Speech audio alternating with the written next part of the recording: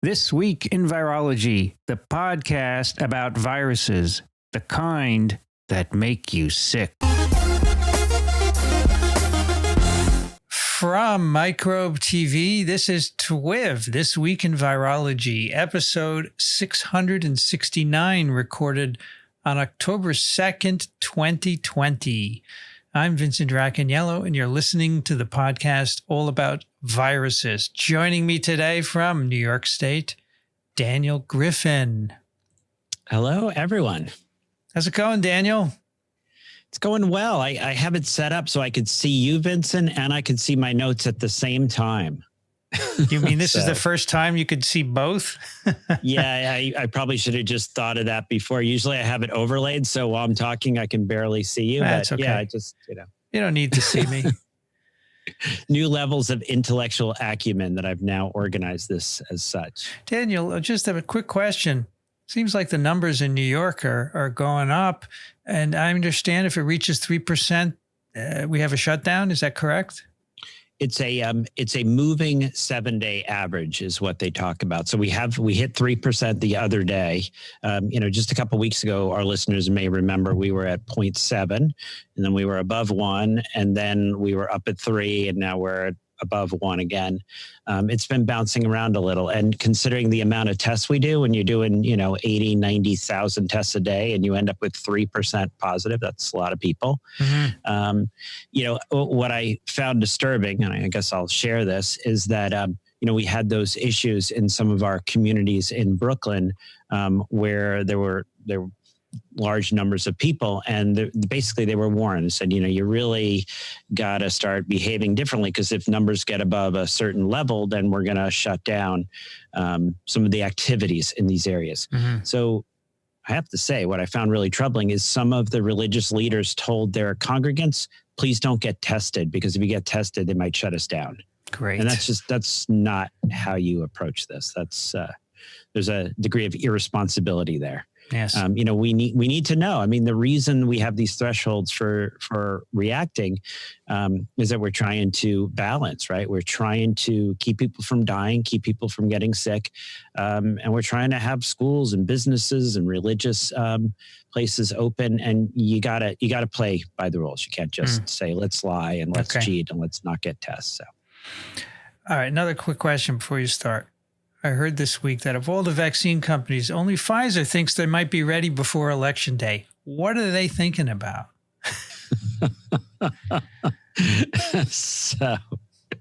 So I am going to continue to do my best to stay bipartisan here, Vincent, despite you sliding that out there.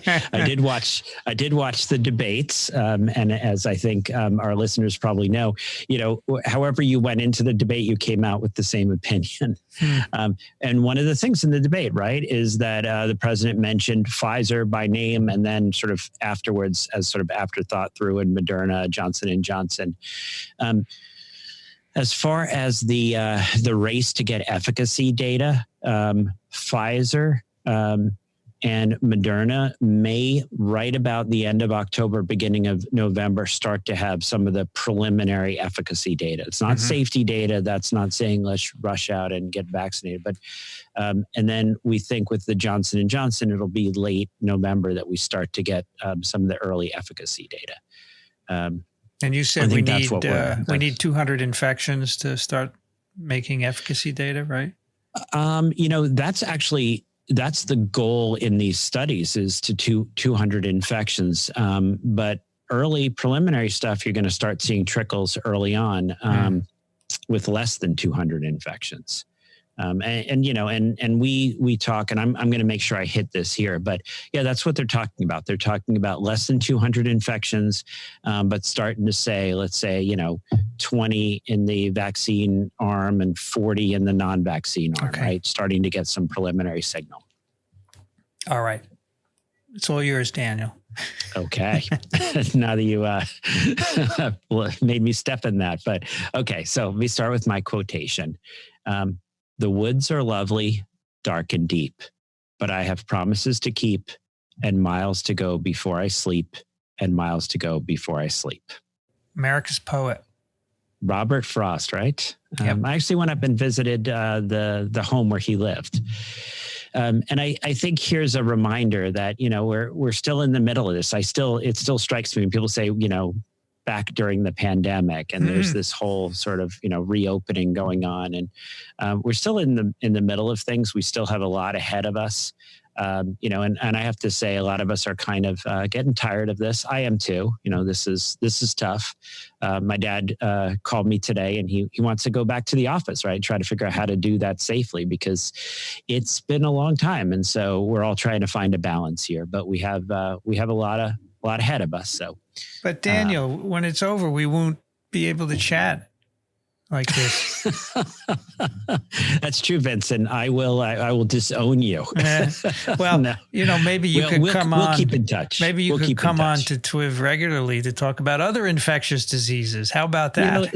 That is the amazing thing. Yeah, there are so many interesting viruses out there. I was listening to the discussion about the hantavirus. And actually, that sort of dates me, I guess. I was in medical school when the hantavirus outbreak happened, and I got a chance to go to New Mexico and meet with the infectious disease doctors who took care of those first patients. Cool. And then as a resident, I was involved in some of the trials looking at treatments for hantavirus. So there are a lot of fascinating viruses out there. So yeah, everyone who's tuned in just for COVID, there's a lot of other really fascinating viruses out there. And hopefully the lesson people are getting from this is we need to know about these viruses. We need to understand them at all the levels, at the basic science level, at the clinical level, at the pandemic response level. So we could use stay tuned. Clinician on TWiV, afterwards, now and then, to talk about other things. So let's explore that. All right. Look forward to it. All right. So let's do my update here for our busy clinicians. So I've started doing this where I give a little bit of an update and follow up on patients, and I think people enjoy that part of this. So I'll continue there. I discussed my colleague, and she went home, and I did a visit with her on Tuesday. And she's at home. She's on her 4 liters of oxygen, but there were some hiccups in this transition to home. My colleague was discharged Friday evening. Did this telehealth visit with her on Tuesday. Physical therapy had still not been arranged. Her prescription plan did not cover her clot-preventing medication. So she was not taking any medication. She was not getting any physical therapy.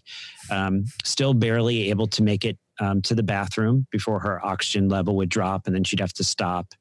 The husband was there on the call. So just this really reinforces how important it is to have good follow-up after discharge, and also, not particularly impressed with our healthcare, quote unquote, lack of a system that, here's a woman that, for all intents and purposes is a save, spent over 2 months in the hospital.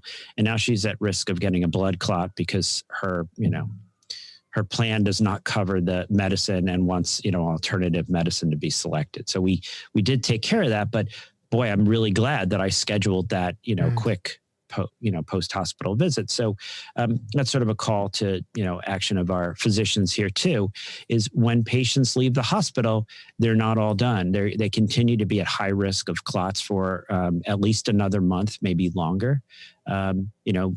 Oxygen, physical therapy, there's a long road. So my World War II vet, and this guy's a character, he's, calls me his Mick doctor. So he can get away with that. He's actually headed home. So by the time people listen to this, he'll be home. And he did well. So that was nice.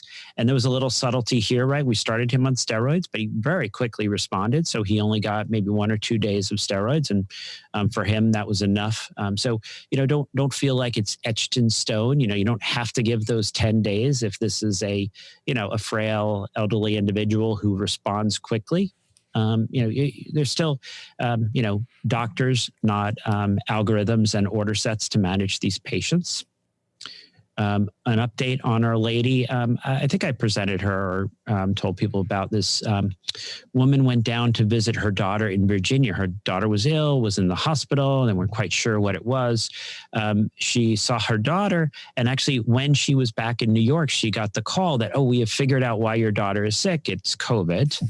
The mother then got admitted, steroids, remdesivir, anticoagulation, requiring high flow oxygen, started to improve. But here this week, we entered the third week, started to have a rise in her neutrophils, started to get sweats, started to become very confused, started to now have an increase in her oxygen requirement, no change in her low level of D-dimer. So I want our listeners, particularly the clinicians, to think about the phases of the disease. We couldn't do this before, but here we are in week 3, and what do we worry about? We worry about clotting, but D-dimer's low. She's on her anticoagulation. We worry about bacterial infections. And in her on exam, when I listened to the left lower part of the lung, there was decreased breath sounds. We got a stat chest x-ray, and she has a nice left lower lobe pneumonia. Started her immediately on antibiotics, and she quickly improved. And today we were chatting about, actually, she grew up in Elmhurst, which apparently is where I was my first 9 months of my life. So nice to see her. She's now down on nasal cannula. She's doing well. So it's nice. I mean, we, again, I'm going to say we've learned a lot. This isn't something where there's just a protocol. This is where a physician understands the phases. And in this case, we anticipate what we're worried about. In her case, she was quickly put on antibiotics. And now I think we're going to see a good outcome here.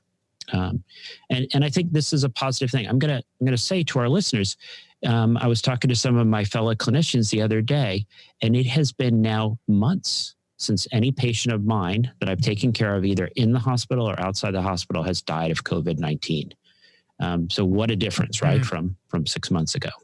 Great. Congratulations. Congratulations to my patients. Yeah, them too. As far as news, there was another little bit of news about one of these antibody cocktails. This is the Regeneron. They always have catchy names, REGN-CoV2.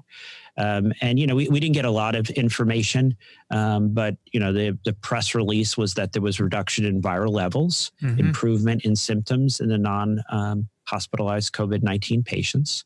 And this is kind of cool technology. They have these velocimmune mice, which are these humanized mice, and they use this platform to generate these antibodies, and then they screen and find ones that they think are interesting. And there were some interesting, I think, points in the limited amount of data they gave us.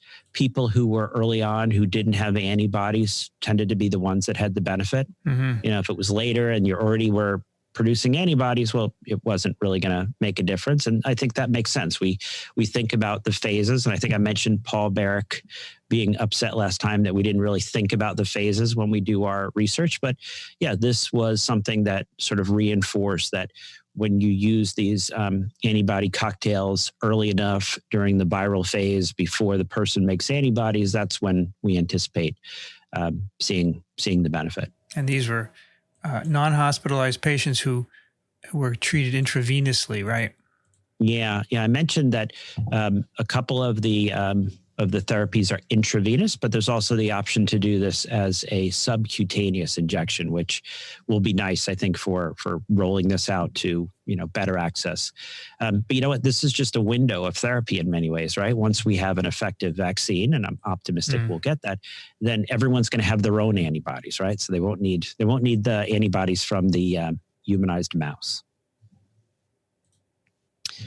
Case numbers, testing, schools. We passed a tragic milestone. We now passed over 1 million people have died globally from COVID-19. And that's huge. We are getting better as far as understanding this window of transmission, and for most people, it's about 5 days. It's a day or two before you get sick, a number of days afterwards, but the broad is 2 to 3 days before out to 9 to 10 days afterwards. Millions of rapid tests are being distributed, so that's encouraging. I do get a lot of questions still about this issue, the difference between isolation and quarantine and timing. So I'm going to I'm just going to tell everyone, just listen to TWiV next time they ask me. This will allow me to annoy my partner, Nujali, again, because she tells me you can't do that. You must actually answer. You can't just tell them to listen to TWiV. I still do give them an answer, but I'm going to run through this again. So what is isolation and what is quarantine? I was asked this 4 times today. So, and by clinicians, right? This is not easy. I'll do it one more time. And this won't be the last. So isolation is if you are infected. So think about the I for isolation and the I for infected. So if you're infected, you isolate.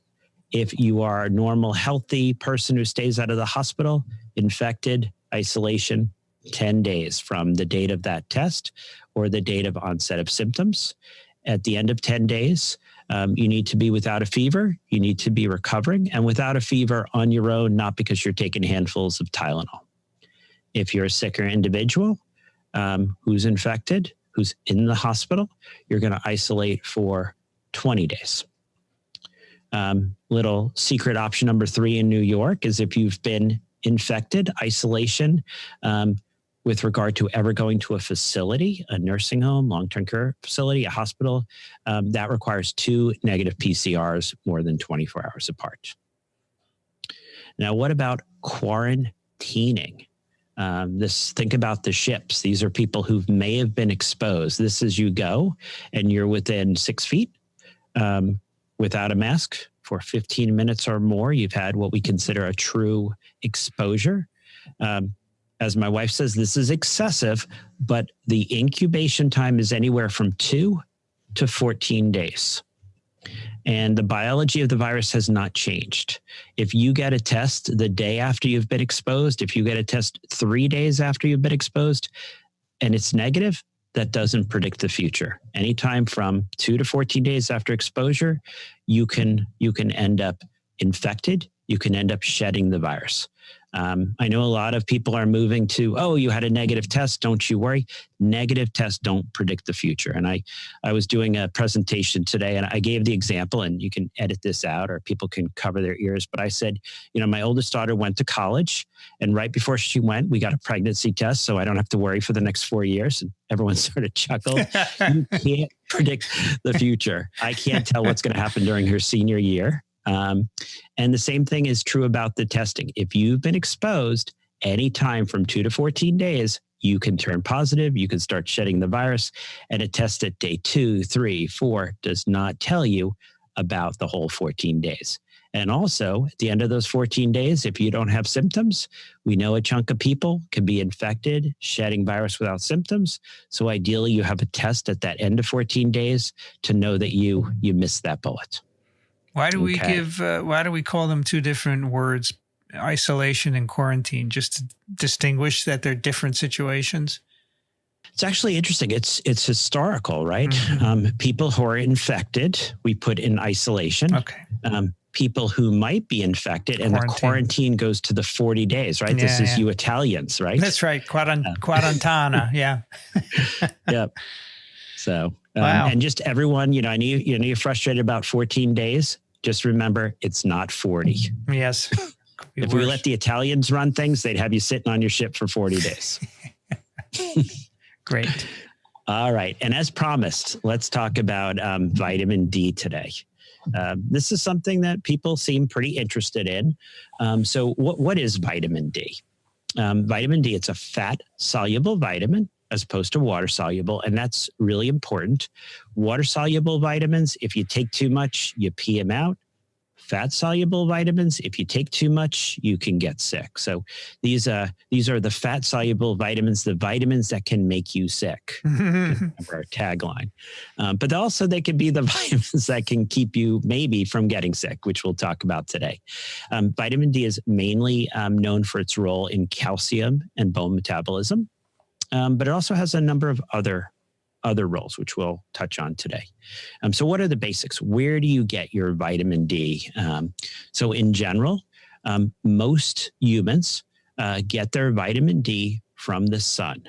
There are certain other sources. Not a lot of foods have vitamin D unless they've been fortified. So the foods that have them would be fish and eggs. but particularly fish. And so you can think about, what do you do if you're living in an Arctic nomadic population? There isn't sun for half of the year. You can actually get your vitamin D from some of these oily fish, salmon and the like. But for most individuals, they're getting the majority of their vitamin D, as we talked about, from the sun through the skin. And we'll talk about why things have changed here. So normally you have and I'm going to try to keep this, I'll actually throw some chemistry at people. Okay, so you're going to survive, don't worry. So you start off with something in the skin called 7-dehydrocholesterol, right? And then you're going to get exposed to sunlight. You're going to get exposed to UVB. The UVB is going to convert this into our pre-vitamin D3. And then it takes heat to go from the pre-vitamin D3 to vitamin D3.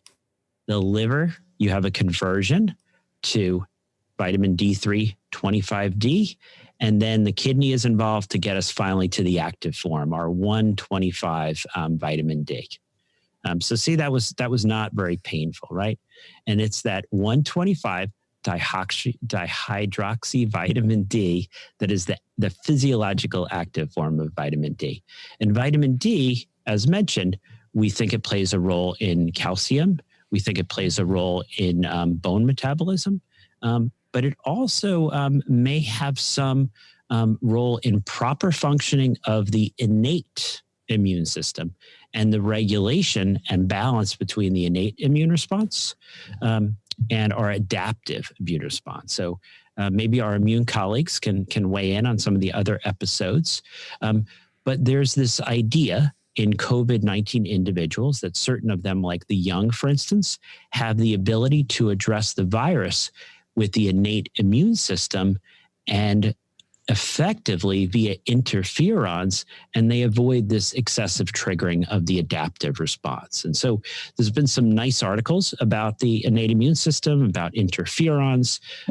Actually, a nice article in Science, Inborn Errors of Type 1 Interferon Immunity in Patients with Life-Threatening COVID-19. So, maybe at some point we can talk a little bit more about interferons and the preliminary stuff we're seeing and what role this might have for us in the clinic.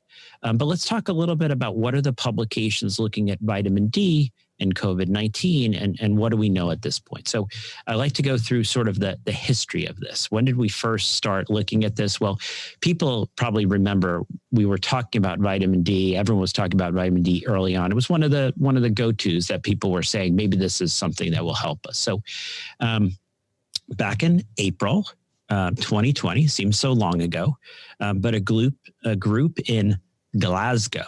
Sure, I pronounced that wrong. As I think the kids of my colleague there at University of Glasgow, they always say, "Why does he talk so funny?" So, I'm sorry I have mispronounced that Scottish town incorrectly. But they actually looked at over 400 patients with confirmed COVID-19 infection, and they looked at vitamin D levels, and they did not find that vitamin D was not associated with COVID-19 infection after they adjusted for all the co-founders, things like race and other things. So early on, didn't see something there. Time goes by, and then in August 2020, there actually was an effect of calcifediol treatment and best available therapy versus best available therapy on ICU admission and mortality among patients hospitalized for COVID-19, a pilot randomized clinical study. When at the end of the day, they were only looking at 76 patients. There was a suggestion of a benefit here. But to be honest, this was a very small series. There were a lot of issues with this article. So it didn't really leave us with very much. It left us with sort of an open question. A lot of people, again, I'll say this is like the debates. If you were excited about vitamin D going into reading of this paper, you came out excited. If you were not excited, you came out unexcited. And if you were hoping for some clarity, you sort of were left without a lot of content here. September 17th, there was a paper, SARS-CoV-2 positivity rates associated with circulating 25 hydroxy vitamin D levels. This was a retrospective study, and they looked at vitamin D levels measured at any time during the preceding 12 months. They looked at almost 200,000 medical records. They found about, well, it was 9% positivity rate in this group. And they actually, they found a strong correlation between higher circulating vitamin D levels and lower SARS positivity rates, right? So the SARS-CoV-2 positivity rate was 12.5% in the group with levels below 20. And it was about half that, actually 5.9% in people with levels above 25. And then they went ahead, and I think this was really important. They started looking at all the different, issues. Well, maybe this is just a marker for people who have darker skin and issues synthesizing vitamin D. So they actually went and they looked specifically in zip codes where there were large numbers of Black or Hispanic. And actually, when they looked in those populations, they found a more striking difference. So this sort of left us with some interesting, tantalizing information about vitamin D. So when you say a more striking difference, you mean serious COVID and lower vitamin D levels? Actually, so it was people diagnosed with COVID, so people who had a COVID positive test correlated to the vitamin D. So we saw across the board about a twofold higher risk of being diagnosed SARS-CoV positive if you had a low vitamin D. And when you went into basically communities of color, it was even a larger difference. So, but again, retrospective, a lot of issues here. Anytime during the last 12 months, this could be a marker, even within those communities for, as we mentioned, these are people who may be getting their vitamin D mostly from diet. So this may actually, be telling us other things. So this is interesting. There's nothing definitive yet. The case is still open. And so I want to actually say, as excited as people might get about vitamin D, you want to be cautious here, where the jury is still out. And again, this is a fat-soluble vitamin, so you want to be careful here. Generally, someone should not exceed 4,000 international units per day, unless specifically recommended by a physician, right? That's the little disclaimer they always have on those commercials. Because if you take too much, as I mentioned, you can get sick. You can get hypercalcemia. You can start peeing out a lot of calcium. You can actually start peeing out a lot, which then you end up needing to drink a lot. You can get confused. You can vomit. You can actually have bone demineralization. It's not like, more is better.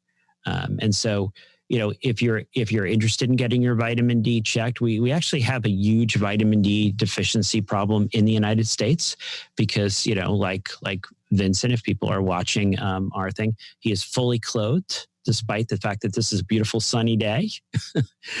He's indoors, it makes it worse. So yeah, we're not spending that time that we spent outdoors as humans evolved. We're not getting our sun exposed to UV, our skin exposed to UVB. We're not getting hot. We're not making that amount of vitamin D. So when they do surveys in the United States, particularly as we go into the winter months, vitamin D deficiency is a broad issue. And if this is related to COVID-19, that's not positive.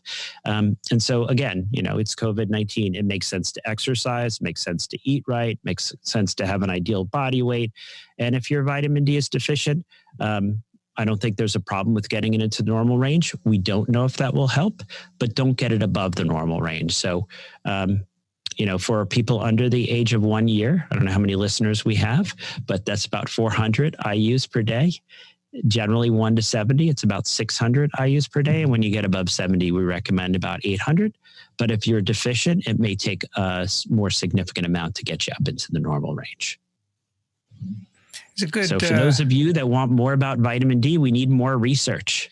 There's a good summary in Lancet Diabetes and Endocrinology, and they point out it's been thought for years that it might have a role in respiratory infections in general, and in only one randomized clinical trial did it show an effect. And they basically said everything you have, and that there's a lady in Trinity College who says, the circumstantial evidence is strong. We don't have a randomized controlled trial, but how long do you want to wait in the context of the crisis? We know vitamin D can be good for you, so as long as you don't overdose, why not take it? It seems to be that's what you're saying basically, Daniel, right? Yeah. Yeah, and with that caution, I think don't overdose. Go see your doctor. Get your physical, get your vitamin D checked. If it's low, get it into the normal range. If it's high, rate it back. All right. All right. Vaccines. Hopefully everyone enjoyed my basics of vaccines and feels comfortable as we get back on that topic. They can go back and listen to that particular TWiV. I gave a nice, it's a very basic primer, right? So the hardcore scientists were upset that I didn't go into the weeds on different adjuvants and toll-like receptors. So maybe we'll talk about that at some point. I don't know how much my clinician audience will look forward to me talking about toll-like receptors and adjuvants, but we'll see. But I will say we have some more results out to talk about. The J&J results of their phase 1 and 2 came out in preprint format. So just gives us some context of this relative to the others. And when I was talking to some clinicians today, as I think I've mentioned before, United Health Group had set up this whole readiness trial. So, as the senior ID fellow, I was thinking maybe I'd get, access to this data a little bit early.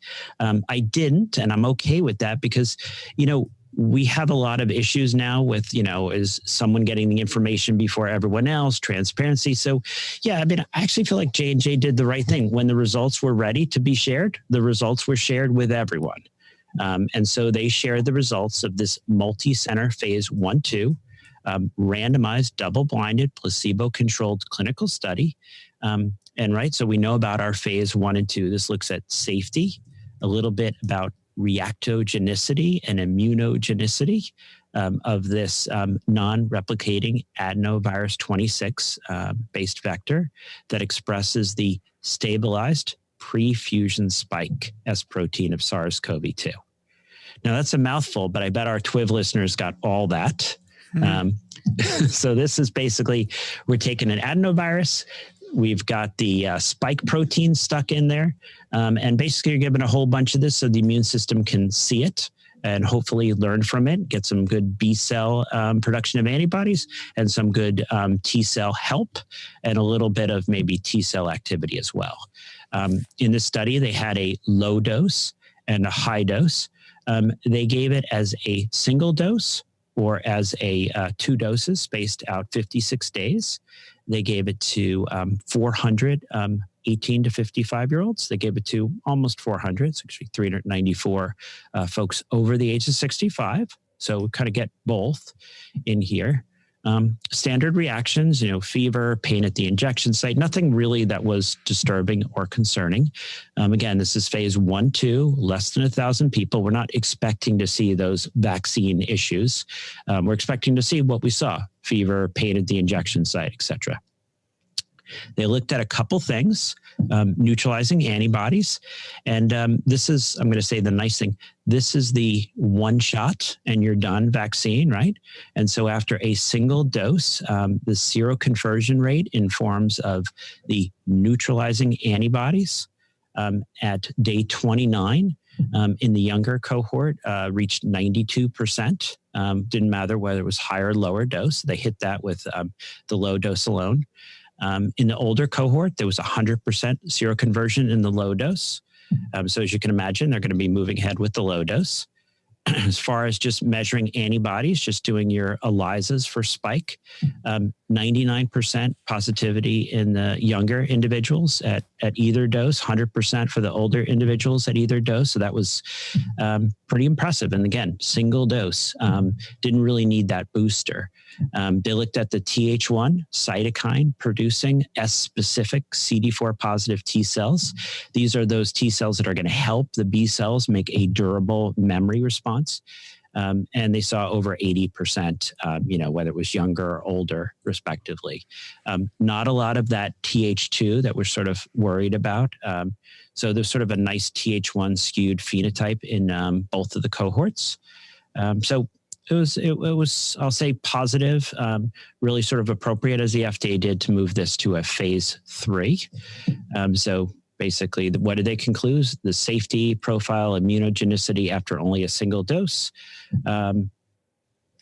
Good stuff. And you don't have to use the large dose. You can just use the low dose. So Wow. So they're starting a phase 3 of 60,000 people on 3 continents. Wow. So yeah, the phase 3 is up and running, right? I think I talked about this last time. And we actually have a lot of, we had some of our listeners, right? Go to United in Research and sign up. And so, maybe we'll get some emails from our TWiV listeners who have entered into that trial. Nice. So there are a couple last things I wanted to leave our listeners with this week. So fortunately, there's a growing appreciation that COVID-19 is not just a 1 to 2 week disease for thousands, tens of thousands of patients. Even individuals that never required hospital care, the tail of COVID-19 can last for months. A lingering symptom for many is the brain fog. So I'm just got a couple personal stories. One of my patients that I take care of is a professor. So maybe Vincent and some of our listeners, this hits home. And she was describing how this last week, and it's 6 months after her acute COVID-19 in March, she was trying to write a check and she was unable to sign her name and write the check. So her husband actually had to come and help her. I mean, this is a professor at the college level, unable to sign her name 6 months after disease. Another one of my patients is a nurse. And she's lovely because as a nurse, she always asks me before we start, she goes, "Before we start, Dr. Griffin, tell me how you are." So it was very nice. Not a lot of people ask. And so, that's and here she is 6 months out and she's still wondering if she's ever going to have the cognitive function to return back to work. A lot of times as we're talking, she just can't even find simple words. She just has trouble with word finding. And so hopefully there's going to be a nice piece coming out in the Wall Street Journal by Sarah Toy. I don't know if people follow her work, but she's going to be talking a bit about this tale of COVID and also about how many of the health system hospitals are setting up to provide care for these growing numbers of individuals. And I applaud that because I know a lot of the hospitals, health systems are struggling financially with what's happened in COVID-19. And so, it's a hard time to go to your healthcare system and hospital and say, hey, let's start up a new venture, which may or may not be profitable. So I appreciate the fact that people are making this happen because we've got a lot of people suffering and there's stuff we can do. There's care that we can give. Now, my really final positive comment, and this is something I think many people are noticing, but I want to point this out. Through better understanding of the disease, some improvements in therapeutics, a shifting in demographics of who's getting infected, I think are doing a better job of protecting the most vulnerable among us, such as seniors, those in long-term care facilities. We are effectively transforming COVID-19 from a predominantly ICU disease into an outpatient and general hospital ward patient disease. Although most of us are still expecting this rise this winter as far as case counts, this trend is positive, and I'm optimistic that even as we see a growing number of cases, the proportion, the case fatality rate, I guess I'll say, I expect it to go down. And as I pointed out, it's been months since I've lost one of my patients.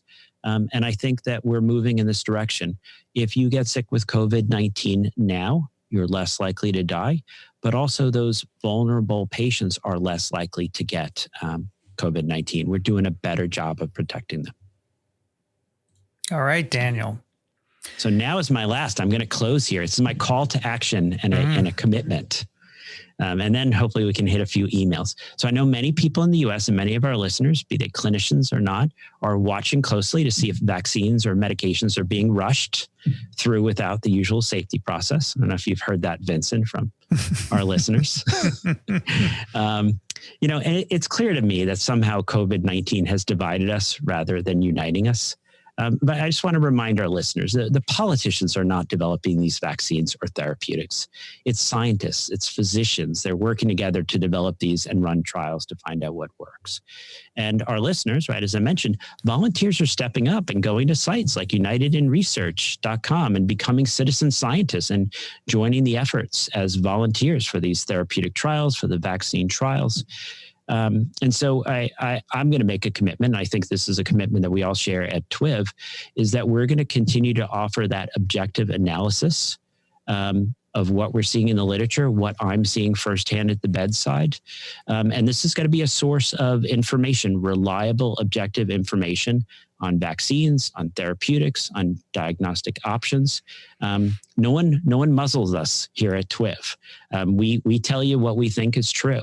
And so my call to action is to ask you to go to parasiteswithoutborders.com and click on that donate button, because for the next 2 months, Parasites Without Borders is going to be doing a supporting drive for microbe.tv. So if you donate on that site, we'll do a 2-to-1 match up to $40,000 to support all the great work that Vincent and the other people at microbe.tv are doing to get this objective source of information out to as many people as we can. Hey, that's cool. I didn't know that was coming. Thank you. Thought I'd surprise you. Yeah, Microbe TV will appreciate it. It's parasiteswithoutborders.com. Thank you, Daniel. Oh, certainly. All right, John is looking forward to your vitamin D discussion, and he writes about a RCT phase 3 trial published by New England Journal last fall, which showed no statistical benefit for early high-dose vitamin D versus placebo with respect to 90-day mortality or other non-fatal outcomes among critically ill vitamin D deficient patients.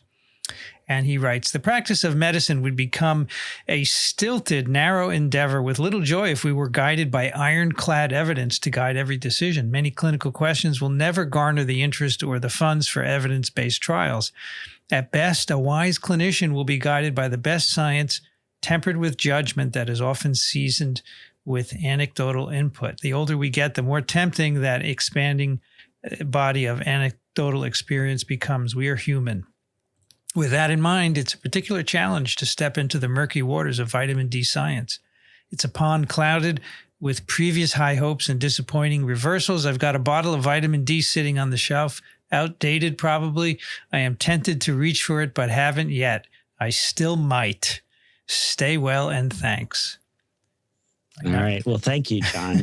Hopefully I've sort of gone through and talked about the murky waters of the vitamin D science. And it is interesting. When I was talking, I was doing a presentation this week, and I did mention that, to be honest, the humility is 90% of what we do in medicine is not based on randomized control trials. But yet somehow we still muddle through. And so, I think with vitamin D, if you're vitamin D deficient, I think the lesson is we have a lot of information that it makes a difference to get vitamin D up out of that deficiency zone. I love this story I used to tell when I used to actually go about and lecture on vitamin D. This is back in my denosumab Prolia osteoporosis days. I used to have an osteoporosis center out in Colorado. And there was a clinician in London, right? And he was taking care of a group of Muslim women, right? And they're in London, it's overcast, it's gray, and they're wearing the full burqas. And they would end up with pretty significant vitamin D deficiencies. Now, he didn't know that, but what he knew was they came to him because they were having issues with gait disturbances, issues with falling. And then he actually discovered this link that vitamin D wasn't just affecting bone and everything else, but actually affected our balance. And if you look at Olympic athletes, they actually monitor their vitamin D level and try to keep them up. Vitamin D, it's good stuff to do. It's good stuff to have, at least in the right range. I don't think more is better at some point. So I'm not sure I want to take critically ill patients and just give them these massive high doses of vitamin D. I look at a trial like this, and if your vitamin D is at the level where you need it to be for your innate immune system and your adaptive immune system to function well, to make a proper level of interferon and coordinate, no sense like pouring more in there. So I'm not discouraged by the vitamin D study in the New England Journal. But I am looking forward to more information because, as you point out, there's a lot of excitement and a lot of disappointment in the whole realm of vitamin D and a lot of different diseases. It doesn't seem to me that it would be useful for a hospitalized patient because their problem is their immune system overreacting, right? So, we talked about that early on, actually, when vitamin D first came up. And I think my suggestion was timing. Timing is key. Yes. I was trying to time it so I could jump in and interrupt you and then apologize for bad timing. But no, when we think vitamin D helps, is this coordination with a proper innate immune system that helps us fight against the virus. That's always been the idea. Once you're already sick, once you're already in the ICU, I'm not really sure what high dose vitamin D is going to do. Actually, might be bad. I mean, so maybe that's the one takeaway. It wasn't bad in this study. Yeah. All right. Tracy writes, "Hello, everyone," is one of my favorite Dr. Daniel Griffin quotes. So Tracy says, "Since February, my family and I are dedicated listeners. We have merchandise for the family, coffee cups, T-shirts. If you make an umbrella, I'll buy it, or baseball caps. My sister-in-law will." Okay. Questions for Daniel Griffin. Would he do anything else in addition to that regarding at-home prevention if he had a family member at increased risk, for example, transplant recipient, autoimmune diseases, lupus, and MS in particular? Since March, with more time passing and data, do people with autoimmune diseases have increased morbidity and mortality? If the answer is yes, how so? At what part of the progression? And are they at increased risk for a cytokine storm? Yeah, Tracy, things have changed for the better. I was in the ICU today and looking at them putting up all these new glass doors to make all the rooms negative pressure if that's what we need. But back during April and May, we had so many patients in the hospital. I think I mentioned we had over 150 patients with COVID-19 at one point at one of the hospitals where I was working, to the point where we just opened up those doors and the entire intensive care unit where I was working basically became this large negative pressure room where people were being suctioned. They were being intubated. There was all kinds of aerosol producing procedures. Basically, the entire room, the entire ward was a COVID-19 hot zone. And so during that time, I think I've mentioned to our listeners that have followed us since then, I would put on my N95, I would put on all my gear, basically, as I was still in the car. And then we would not, those of us working there, most of us would not eat or drink for the entire shift and keep all this protective gear on. Then when I would leave, I basically had termed to my car the plague card. No one was allowed in my car. I would come in through the back where I would completely strip. All of my clothes would end up in the washing machine. I would shower, and only then would I interact with the family. That's very different to now. Now we have lower numbers. Before I go in to see a patient, they're in a negative pressure room. I can put on the full gown, all the protective gear. We have enough that it's single use. I can then take all of that off. So I think that the steps that we take are different, right? I used to leave my plague shoes in the car, and I had slippers that I would put when I would walk from the car to the house. I took basically all the precautions as if a family member had an autoimmune disease. Because as I was discussing with some colleagues today, different people are at different risk. But as we saw, that young, thin, athletic college student just died, nobody is at zero risk. Nobody is completely immune to this. So yeah, I treated my family as best I could to keep them from getting exposed. And finally, Russell is a GP in the Northern Territory of Australia. We have no community spread. It's likely we will have devastating outcomes if this virus makes its way into the Northern Territory, and particularly beyond the confines of the main population center of Darwin, as we have significant populations of indigenous peoples at great risk, living in close proximity to each other with much movement within and between communities. All our testing is currently PCR with major logistical barriers related to capacity in the remote clinics and distances. It would seem a perfect scenario for use of rapid, cheap antigen testings on a frequent basis if this were demonstrated to be effective. How good is the evidence to support the assertion of an antigen test reliably becoming positive before someone is infectious, or in other words, the false negative rate of an antigen test detecting someone who is infectious? I expect this is currently impossible to know, but I would be interested in your opinions. Is antigen testing ready for prime time? If so, which? So I'm just going to start off with a yes. We've been through this a few times, and I think that there's a couple different ways to approach this. One was just, it took us a while to understand at what level of RNA copy number is a person infectious? Are we seeing spread? And the data, as time goes by, the data gets better and better. It really looks like it's this window of time for most people, from about a day before they become infectious, maybe a day and a half, till about 3.5 days afterwards. Is really, for most people, about a 5-day window. And that's the point in time when the RNA copy number is up in the millions. For some people, that window is a little bit wider. But with contact tracing, with viral culture techniques, I think we're getting more and more evidence that someone is infectious when they have millions of amounts. On the rapidtesting.org website, there's a really nice graphic where they basically show a rather rapid rate at which it comes up, the level of RNA, and then how it comes down the other side, kind of like a slide at the playground. If you can pick up with an antigen test, most of the antigen tests have a sensitivity down to about 50,000 RNA copy numbers, which is well below that million, that infectious dose.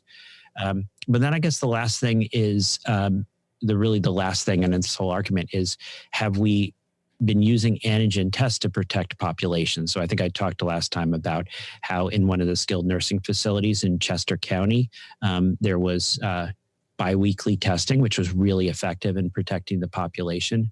We did testing, for the NHL. We did testing, and we continue to do testing for a lot of businesses. A lot of that testing is still PCR. So what we're looking for, and I think it's reasonable, is where we use antigen testing in that role, but everything we know supports antigen testing.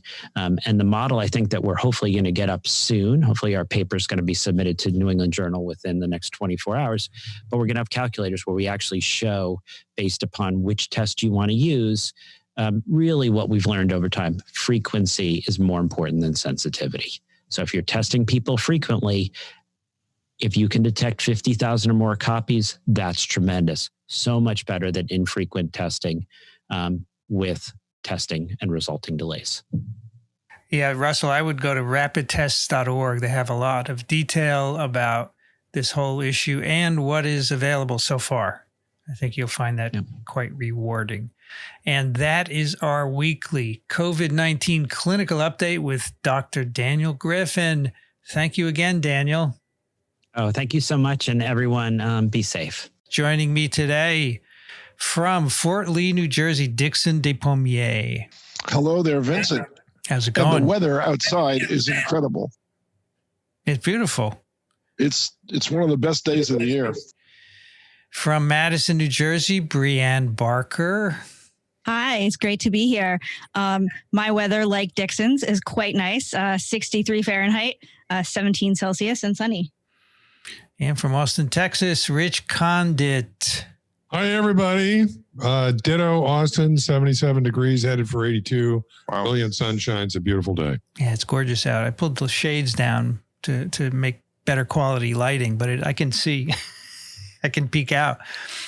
To start off today's TWiV, we have two guests from Boston. They are from Massachusetts Institute of Technology and the Beth Israel Deaconess Medical Center, and they're the authors of a editorial that we talked about a couple of weeks ago, and we thought we'd get them on and chat about it. Welcome, Michael Yaffe, to TWiV.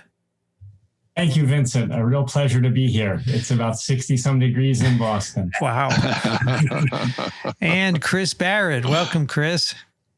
Thank you. It's always fluorescent and 72 indoors. And a light green color, I presume. Fluorescent. That's great. You guys have the TWiV humor. It's really good.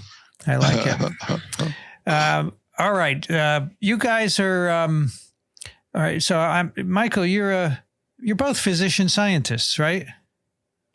Yes, that's correct. I'm a professor of biology and biological engineering at MIT. And a attending intensivist and surgeon at Beth Israel Deaconess Medical Center. And you as well, Chris? Yeah, so I'm in my 9th year of surgical residency, which has been extended by a number of years through tutelage under Mike's care at MIT. That continues, and hopefully they let me finish it. Wow. He's studying slow viruses. That's right. You know, my dad was a surgeon, and so he actually came from Italy in 1950, and he trained for 10 years before he opened his practice in 1960 to do thoracic surgery. 10 years of training. So you're almost done.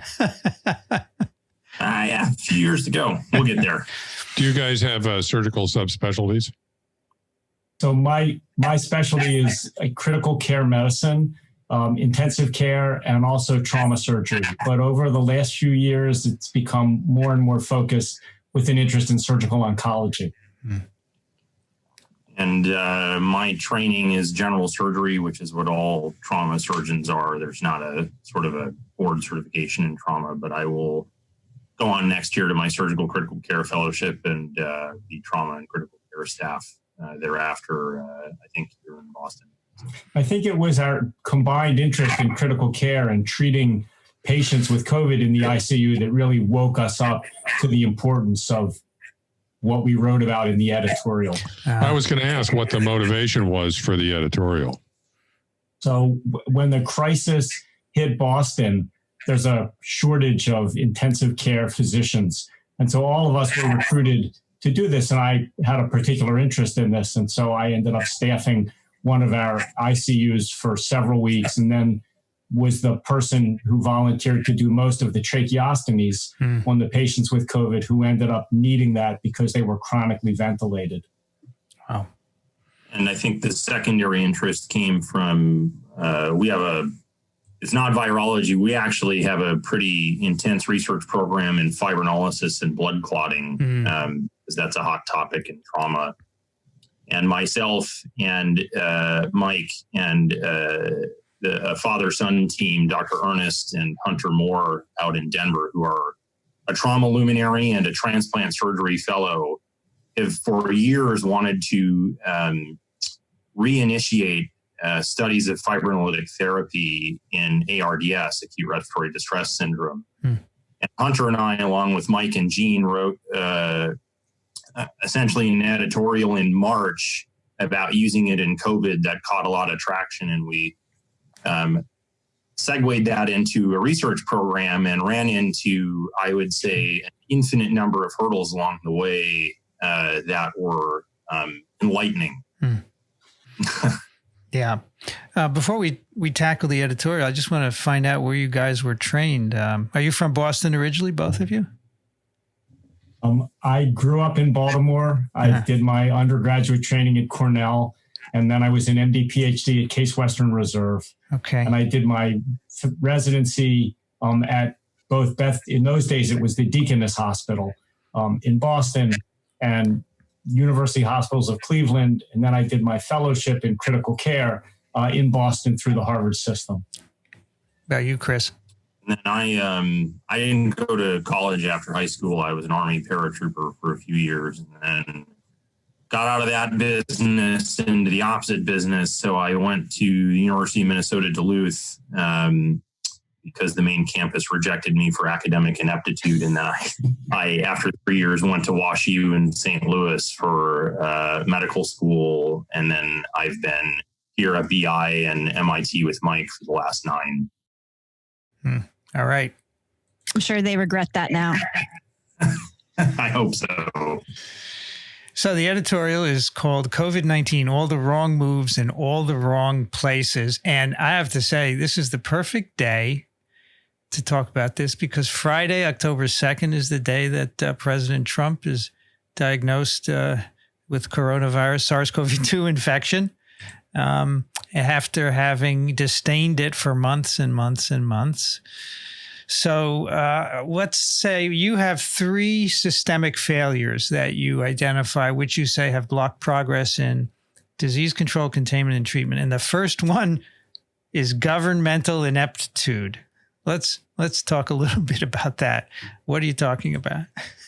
So I would say, an interesting aspect of this is today is actually my wedding anniversary. And when we woke up and read the news, my wife said, "This is an anniversary present for us." I like to say It's a that. moment. yeah. It's a moment. It's an educational moment. So it is certainly true that the government ineptitude comes from many sources here. And I do want to stand up for the NIH and say, I don't think the problem is the government scientists. It seems clear to us that their thinking is entirely consistent with what the underlying science is. And there's been a lot written about the governmental response. And I think a lot of it obviously has to do with political pressures that are influencing the response for a wide variety of reasons. Chris? I agree. I think the scientific community, with a few outliers in our stance on how to approach them, scientific pressure for motives unrelated to medicine and science seem to be triaged slightly higher than maybe they should be.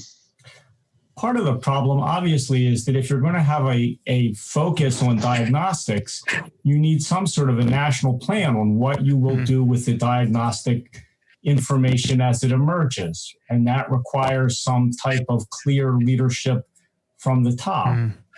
The other place, of course, that all of us that took care of COVID patients saw this was the ventilator shortage that we experienced in Boston and that was experienced in New York City. And that, I think, further illustrates the lack of a uniform, guided policy with which to address this pandemic and what undoubtedly will be pandemics to come. Now, it's our understanding that there was a pandemic plan in the Obama administration, which I presume would have involved ventilators and face masks and so forth, but that was abandoned by this administration. Is that correct? That's my understanding as well. And so it seems to me that restoring such a plan is paramount to our surviving the next pandemic, right? It's very hard to convince people to invest a lot of energy into a low probability event. And certainly if times are tough and you're looking for a place to cut, it seems like a reasonable gamble until it comes and visits you on your doorstep. You think? It seems to me, however, that, a lot of the things that can and should be done would serve purposes other than just a pandemic.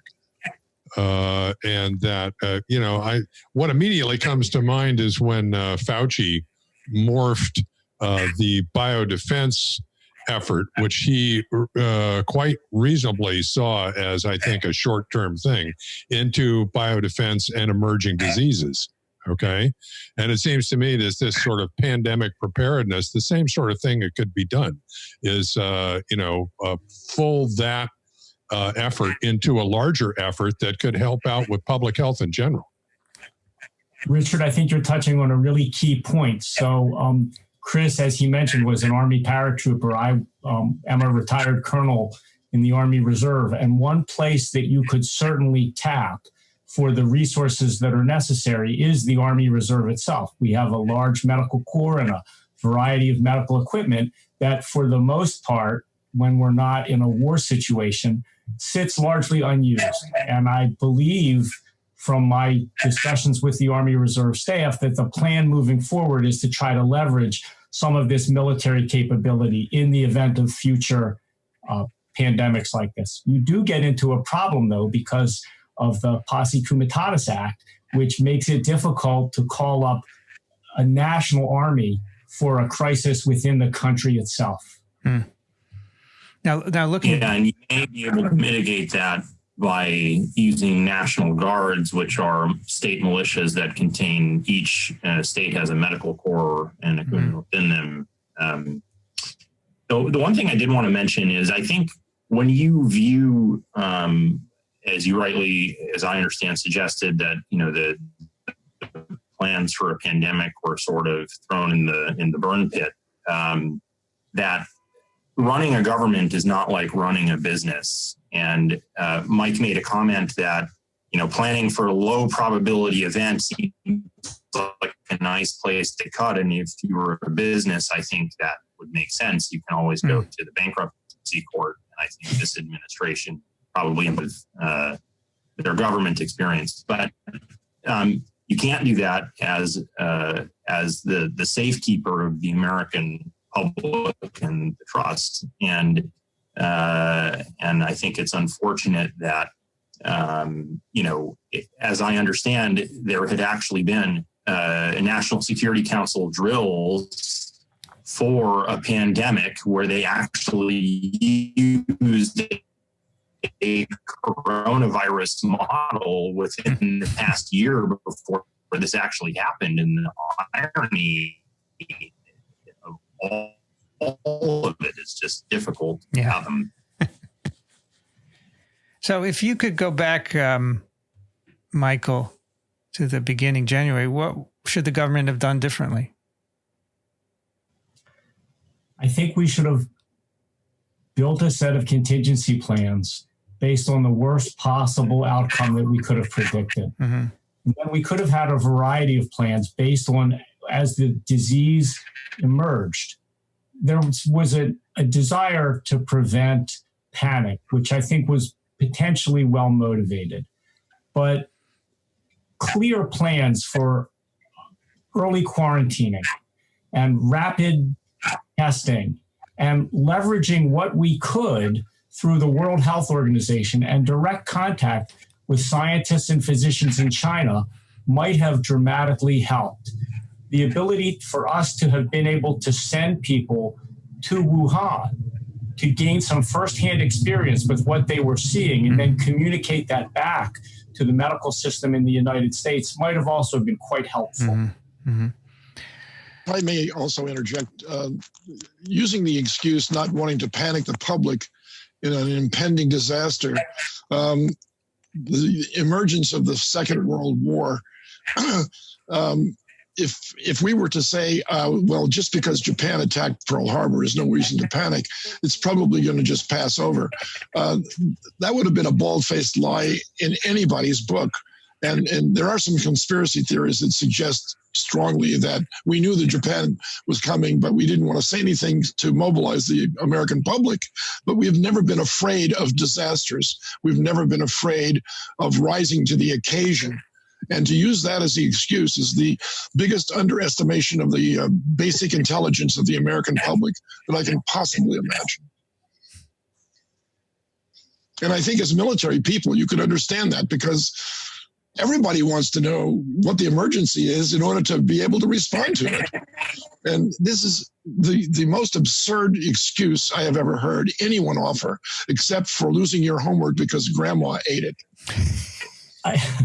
I would say that a similar type of response was seen with the influenza pandemic in 1911, 1912, the exact same government response of suppressing the information and trying to dissuade people from taking adequate precautions was done with the very same excuse of hoping to avoid a panic. So we basically have rediscovered that in a century, we've really learned nothing. I wanted to ask about what you mentioned earlier, the ventilator shortage. I mean, what can be done about that? Should we have a stockpile of ventilators? Should they be redistributed? Or what are your thoughts on that? I think you could approach this from several different ways. There is a national stockpile of ventilators, not all of which are particularly high grade, and apparently not all of which are easily accessible. You could have a program for sharing resources, so that when we run out of ventilators in Boston, maybe Wisconsin could send some, or Nome, Alaska could send some. And then the alternative is there are a lot of smart people and a lot of engineers who are currently not at work.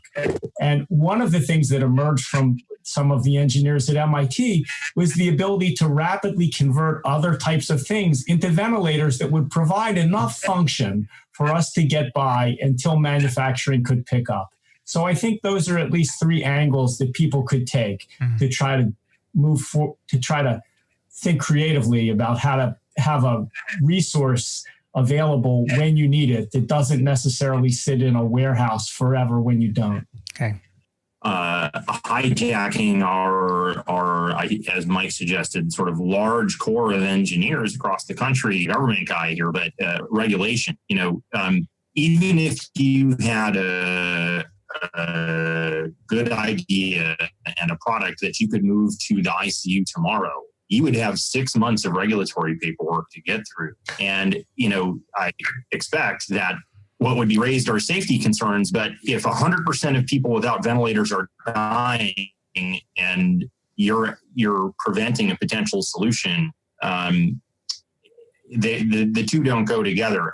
And, the government is just not designed outside of the military to respond to a crisis. The government is designed to be like the Department of Motor Vehicles, take a ticket. And so it's a thing. And in fact, our funding agencies are even worse. I mean, by the time you get through the Paperwork Reduction Act of 1992 on page 943, the pandemic is over. Right. So you have two other government approaches to this. One is the Institute of Medicine, and the other one is the National Academy of Sciences. They both exist to provide advice to Congress. And those groups, they can produce position papers in a matter of weeks. And that probably should have been one of the big avenues that the government would have pursued if they had trusted science just a little bit more. I think this lack of trust in science didn't just begin with this administration.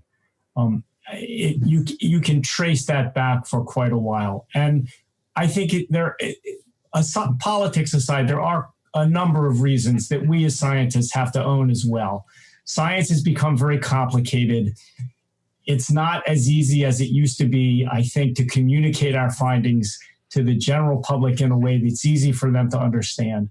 And I think for a long time we have not prioritized making sure that the public understands what we do.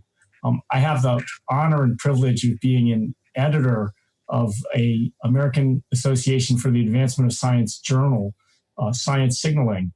And one of the things that has really been a wake-up call for us at AAAS has been the need to make sure that the public has not just an appreciation of science, but an understanding for the how science practice is done.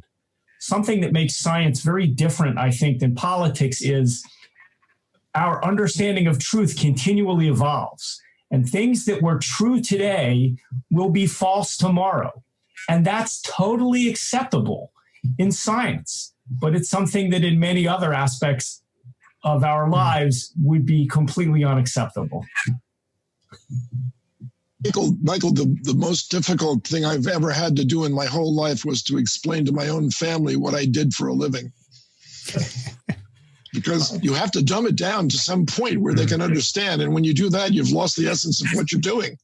Why would you devote your life to something as silly as a worm or a small little virus that you can't even see, for God's sakes? At least you can see a worm. My mother used to always ask me when I was going to get a real job. Right. Michael, you mentioned the NIH.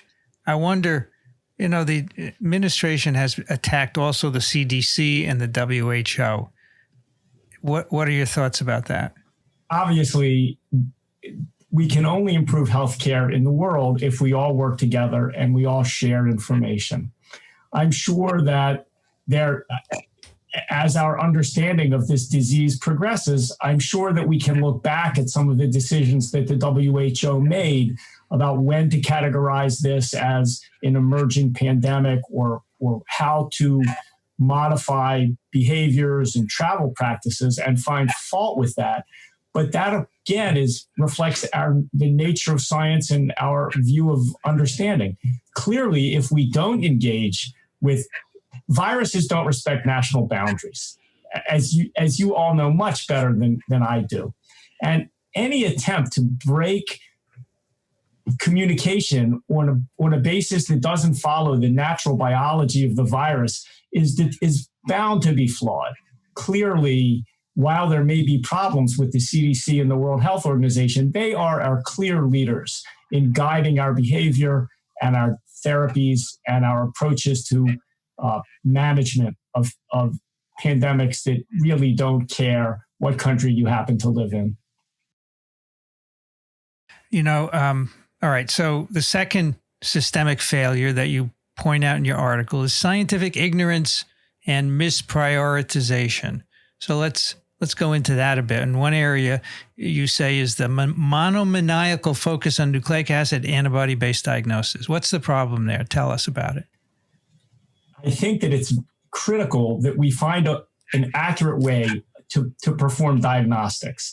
And the current strategy of using nucleic acid-based reagents is terrific because as a protein chemist, one of the problems when you deal with proteins is every protein is a unique being in and of itself.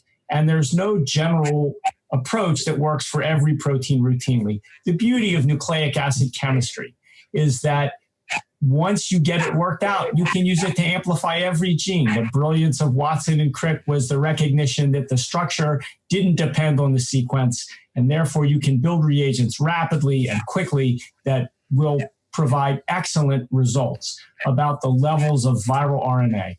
Now, as you all know better than I do, when we do the diagnostic PCRs that are working to identify patients who are shedding virus, we're not looking at the whole virus. We're looking at one small, less than 100 base pair segment from some of the current tests. And that diagnostic simply says that the virus itself or some was at one time present, and the patient is continuing to shed viral RNA of that size. It doesn't mean that that patient is contagious. And we also know on top of that patients often are asymptomatic and likely to be able to spread the virus. And one of the things we saw in the ICU, for example, was patients who had obviously COVID respiratory failure. And yet it took 2 or 3 or 4 tests sometimes before their PCR test would turn positive. And that says that we don't really understand the dynamics of how the virus and the host are interacting. It's clearly the best. Please go ahead. I was going to say it's been even worse. I mean, we've without going into too much detail, there are cases where patients have made it all the way to the coroner's office and it's been a postmortem diagnosis because all of the diagnosis while they were still alive were negative. But we all knew based on imaging and clinical presentation, it was COVID. Even if the diagnostics were 100% accurate, and maybe they were so good that you could even pick this up in asymptomatic patients way before they had any, in everyone, not just the majority, but in everyone, it would still only work if you had a uniform national policy on what we were going to do with these people. Without that kind of guidance, the diagnostics are very helpful, but they don't fit into a global national policy that can help guide what we should be doing. Where should that policy have come from, you think? I think it should have come from Washington. So I'm a little confused about this idea of people obviously with COVID, but negative on the standard testing, because all of our recent discussions have been the flip side of that. That is, being the nucleic acid testing being oversensitive. So this is the sort of the other end of that. How do you explain this? And what sort of, is there a way to properly diagnose those individuals? I don't have a good explanation for it, but both Chris and I have seen this in the ICU. Okay. Again, I think it reflects. Go ahead, Chris. Well, I mean, I can only imagine it's a systems error, right? PCR has a reasonable fidelity if there's viral nucleic acid around, but for everything from the respiratory therapist swabbing, the nares to delivery to the lab to storage before testing to handling of samples. So, there's plenty of human error. It's difficult to explain repeated negative tests because those types of error shouldn't happen repeatedly by different operators. And I don't have a good explanation, but as Mike suggested, I mean, seen it. So do you use antigen tests, and could those be used as a sort of a second line or a backup or a confirmatory test? Would that be of any value? I definitely think that if there were a good antigen test, that would be very helpful. Or even if we had tests that gave us a better idea of the infectivity, which is hard to capture on just a single PCR assay. Yeah. The other thing, of course, that we're missing are antibody tests. I know there are many of them in development. Some are quite far along.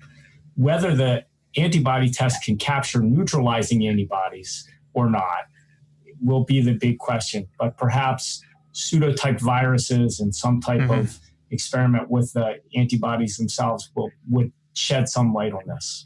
I suppose that some of the patients that you describe are around for long enough so that you could expect that had they been infected as once again a backup test, you might expect to be able to detect antibodies. Yes, that is exactly what one would hope. There's a consortium in Massachusetts that's designed to help share the samples that have been collected serially at the hospitals within the state in order to try to facilitate the development of just those types of tests. I think it's a great example of how Massachusetts, being a sort of healthcare-rich environment, is really trying to make samples accessible to people to build just the types of tests that you're suggesting, Richard. So I'm sorry. If I'm hearing correctly, what we needed was Washington, the NIH, to say at the outset, this is what we need to learn, and we have to split it up and do what you call a moonshot. Here's some money, and these are the main questions we need to address. And instead of having people doing it piecemeal on their own, Boston did a great job on its own, New York, everybody should have been in it together, but it should have been coordinated from the top, right? Yes, absolutely. And with some sense of prioritization for the different aspects. How much effort should we put in a vaccine? How much effort should we put in a diagnostic? How much effort should we put in a therapeutic? Yeah. I mean, I got the sense that theme that comes through. Sorry, Dixon, go ahead. It's okay. I was going to ask just briefly. You've seen this outbreak from the beginning, and you've lived through the chaotic ER where everybody was trying everything to the present time.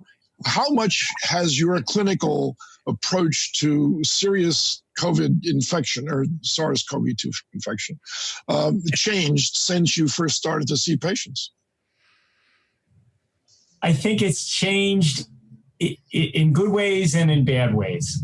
When we first saw patients, we had no idea what to do. And as I mentioned in the editorial, that led to a lot of angst, particularly among younger physicians. And we tried everything. And I do wonder if some of the things we tried maybe led to worse outcomes. We just had a discussion the other day about maybe intubating patients early was a mistake. Maybe we actually made them worse by doing that. What emerged then was, and the situation that we're in now, is it's very difficult, and Chris can attest to this, it's been very difficult to initiate any type of new therapies because now there's a demand that every therapy has to have been proven in a randomized clinical trial. And the surprising thing has been that the only therapies that seem to offer some hope so far have been therapies that, global therapies, steroids, for example, a therapy that comes and goes every other couple of years in the, in the sepsis field. Exactly. And all of the, pretty much, other than the RNA polymer, other than remdesivir, most of the other monotherapies have not been successful, which perhaps isn't a surprise. They haven't been successful in sepsis or any other infectious type of inflammatory disease like this. There's also cultural differences in medicine. And I think Mike and I have an experience from the surgical background of critical care where we are used to having a couple of bad outcomes to achieve a lot of good outcomes. And, you take out 100 gallbladders as a bad example, 2 are probably going to be a catastrophe. And those patients are going to have a terrible outcome or a death or and you're going to feel like a dirtbag, and they're going to hate you, and everyone leaves feeling not so great if they leave at all. And the other 98 people are either going to feel much better or at least aren't any worse for the wear. And when you have a pandemic, by definition, I guess when you have a new virus, nobody knows what to do. And folks in medicine, in particular, the critical care doctors who trained in surgery, are maybe a little bit used to having to take some degree of risk to reap benefit.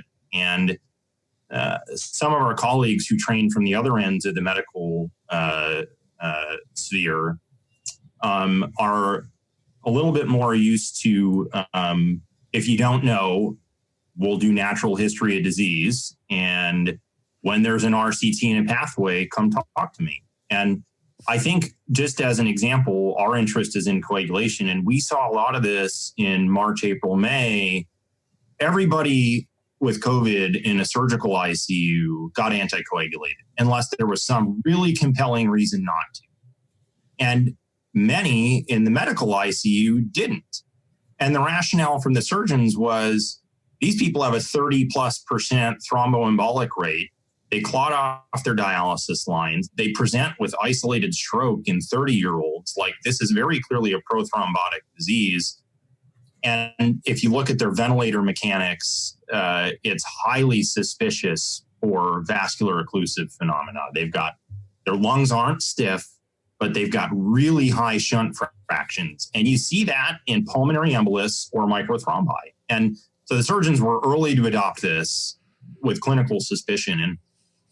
And actually, you're starting to see the evidence support that now. And I think some of our colleagues weren't necessarily comfortable with that, because every once in a while, someone does have a bleeding complication. That's going to happen when you do these things. But we don't have data. And in the absence of data, you have got to make your best decision as a doctor. And in fact, there's an entire section in the Helsinki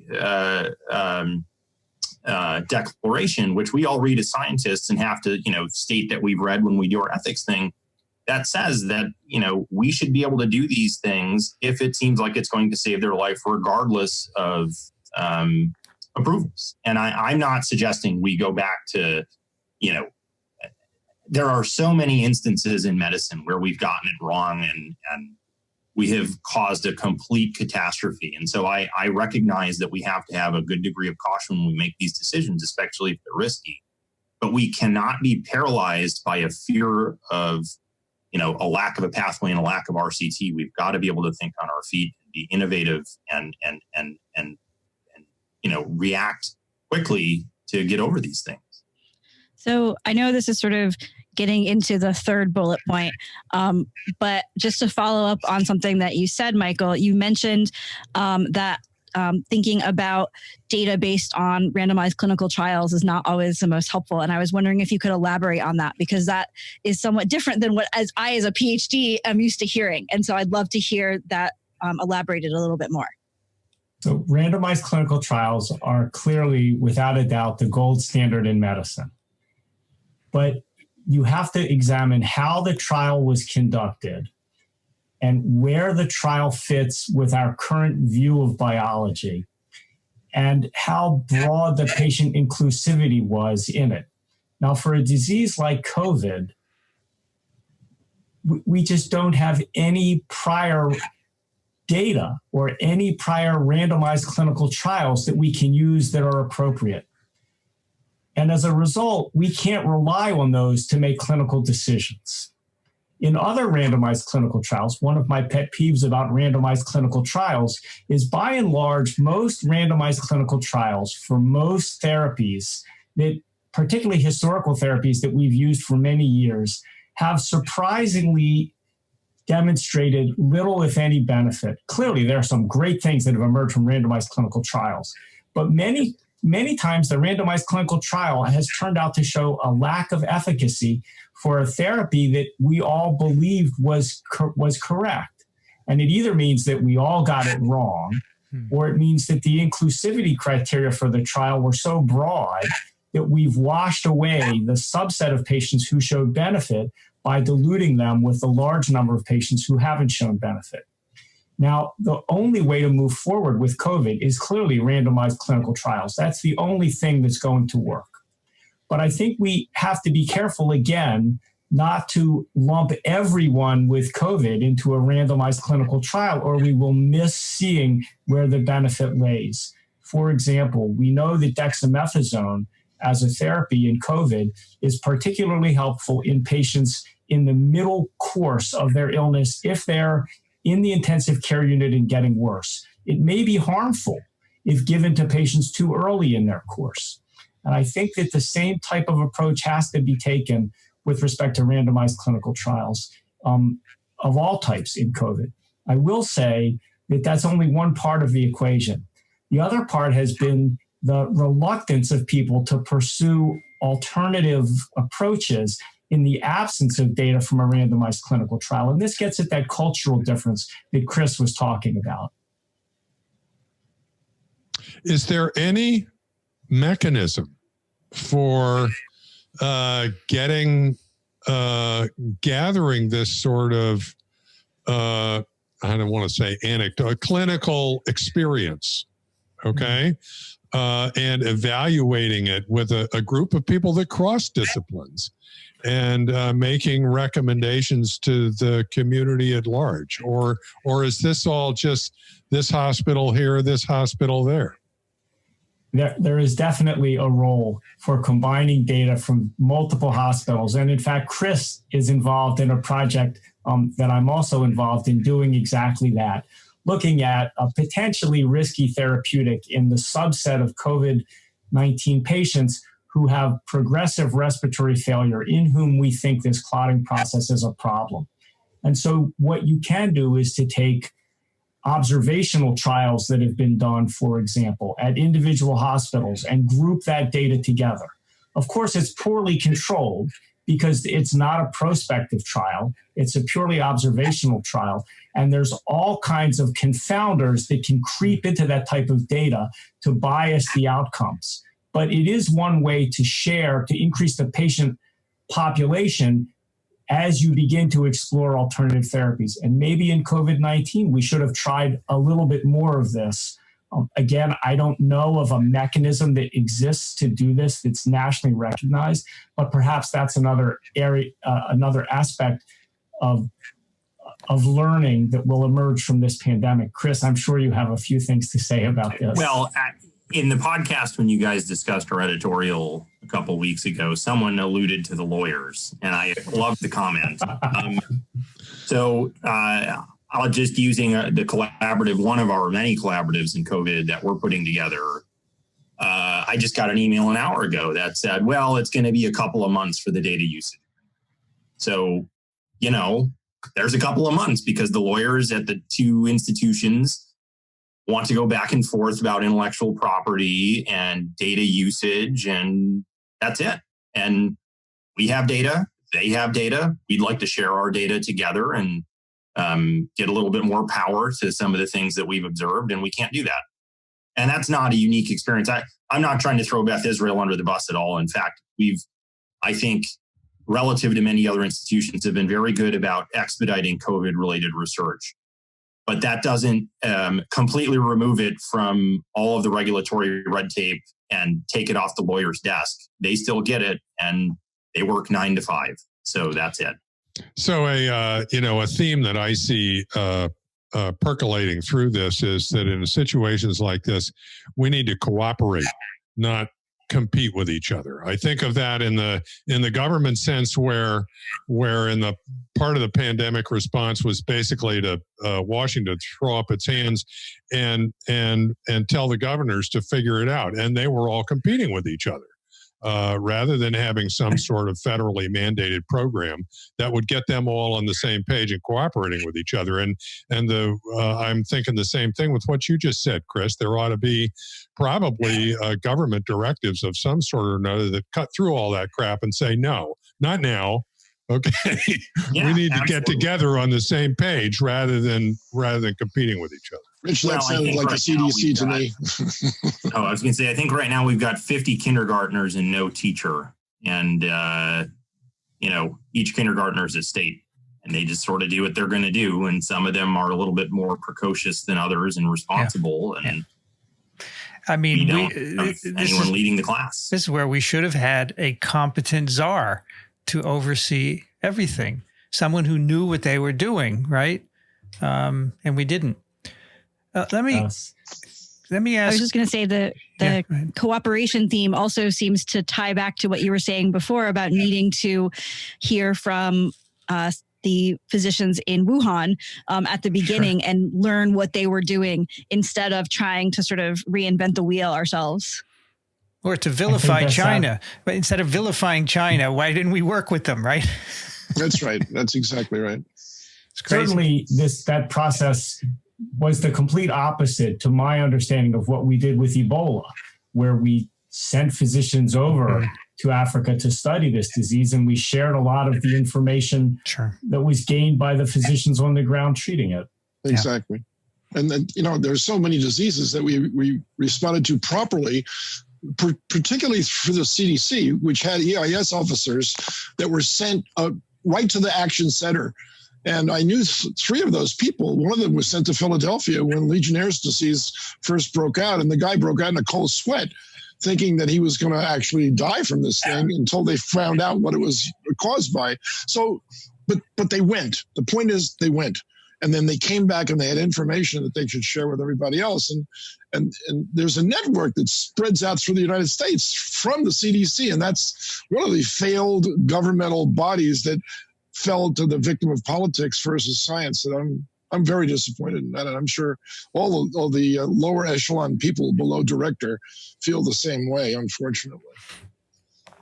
We only have about 10 minutes of you guys' time. Let me go to the third bullet point, which is the one which I understand the least because I'm not a doctor. So abdication of medical training to market-driven forces. And part of this is this clinical pathway model of care. So what is that about? Let me fill you in on the history of where that came from, as best I understand it. So I trained a long time ago. And when I started in medical school, one of the great things about medicine was, as physicians, our medical education consisted of learning the basic science as it was understood at the time, and then trying to directly apply that to the care of patients. Of course, there was no internet. There were only textbooks and experts at local hospitals. And there was guidance that was put out in the way of published papers that suggested how you should treat people. So the way, for example, that you would treat a 40-year-old person with hypertension was different than the way you might treat a 70-year-old person with hypertension based on our understanding of the disease at the time.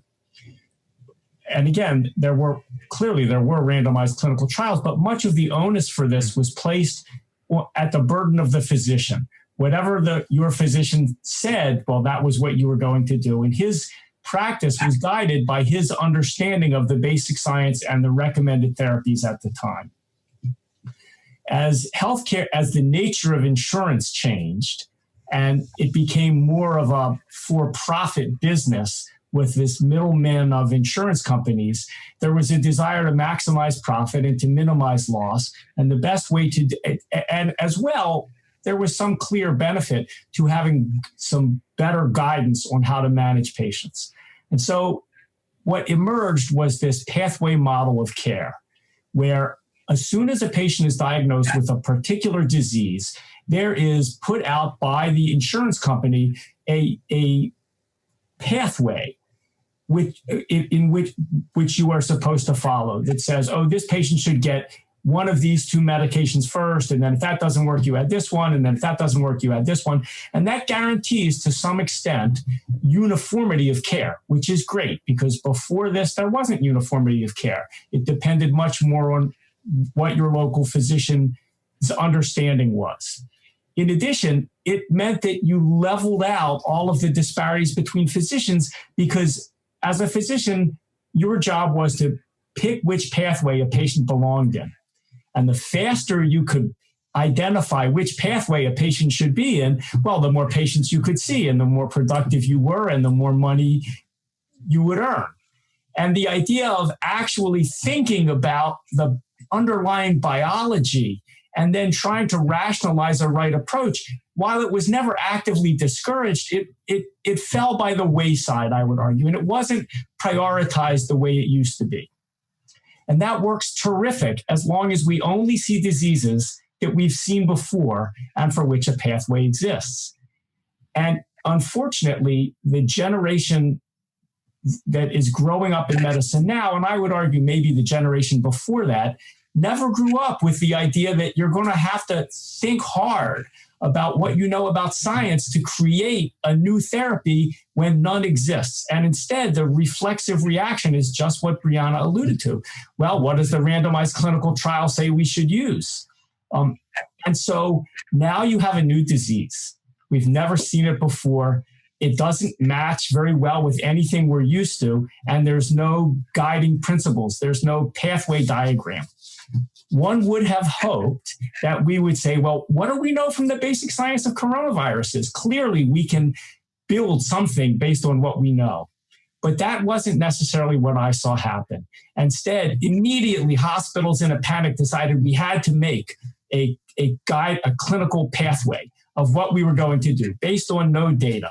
So we gathered people who we thought were experts in this, and they wrote a diagram, and this is what we're going to do. Every patient that comes in gets hydroxyquinoline. They get this, they get that. They end up, if their PO2 falls below this on 100%, they get intubated. And as soon as you start to now try to manipulate outside that pathway by saying, wait, we don't really know what we're doing. Maybe we should try this or try that. Well, now you're violating a pathway, even though the pathway wasn't vetted on anything that we really knew. And so this led to all of this local resistance. In fact, I can tell you that the pathway that we followed at our hospital is different, as you might expect, from the pathway that was followed at other Harvard-associated hospitals. Who's right? We'll never know. Chris, what were you trained to do, pathway or science-based? I'll just say that I am of the more modern generation. I went to medical school. I started 12 years ago and finished in 2012. And if there's not a Cochrane review, you can probably doubt that anyone really believes it. That's kind of, where the state was when I went through. And WashU is a pretty science-oriented institution, so I think I maybe had a little bit less of that checklist manifesto experience, but sure. It's there and it's real. And I just, I don't want to, what I don't want to endorse is getting away from good practice, and things like randomized control trials are good practice, and pathways, for all of their faults, are generally helpful because all of us are human and we make mistakes. And that means you forget to order a lactate, you forget an important antibiotic, you forget all kinds of things when you don't have some standard fashion of doing things for diseases that are common. Yeah.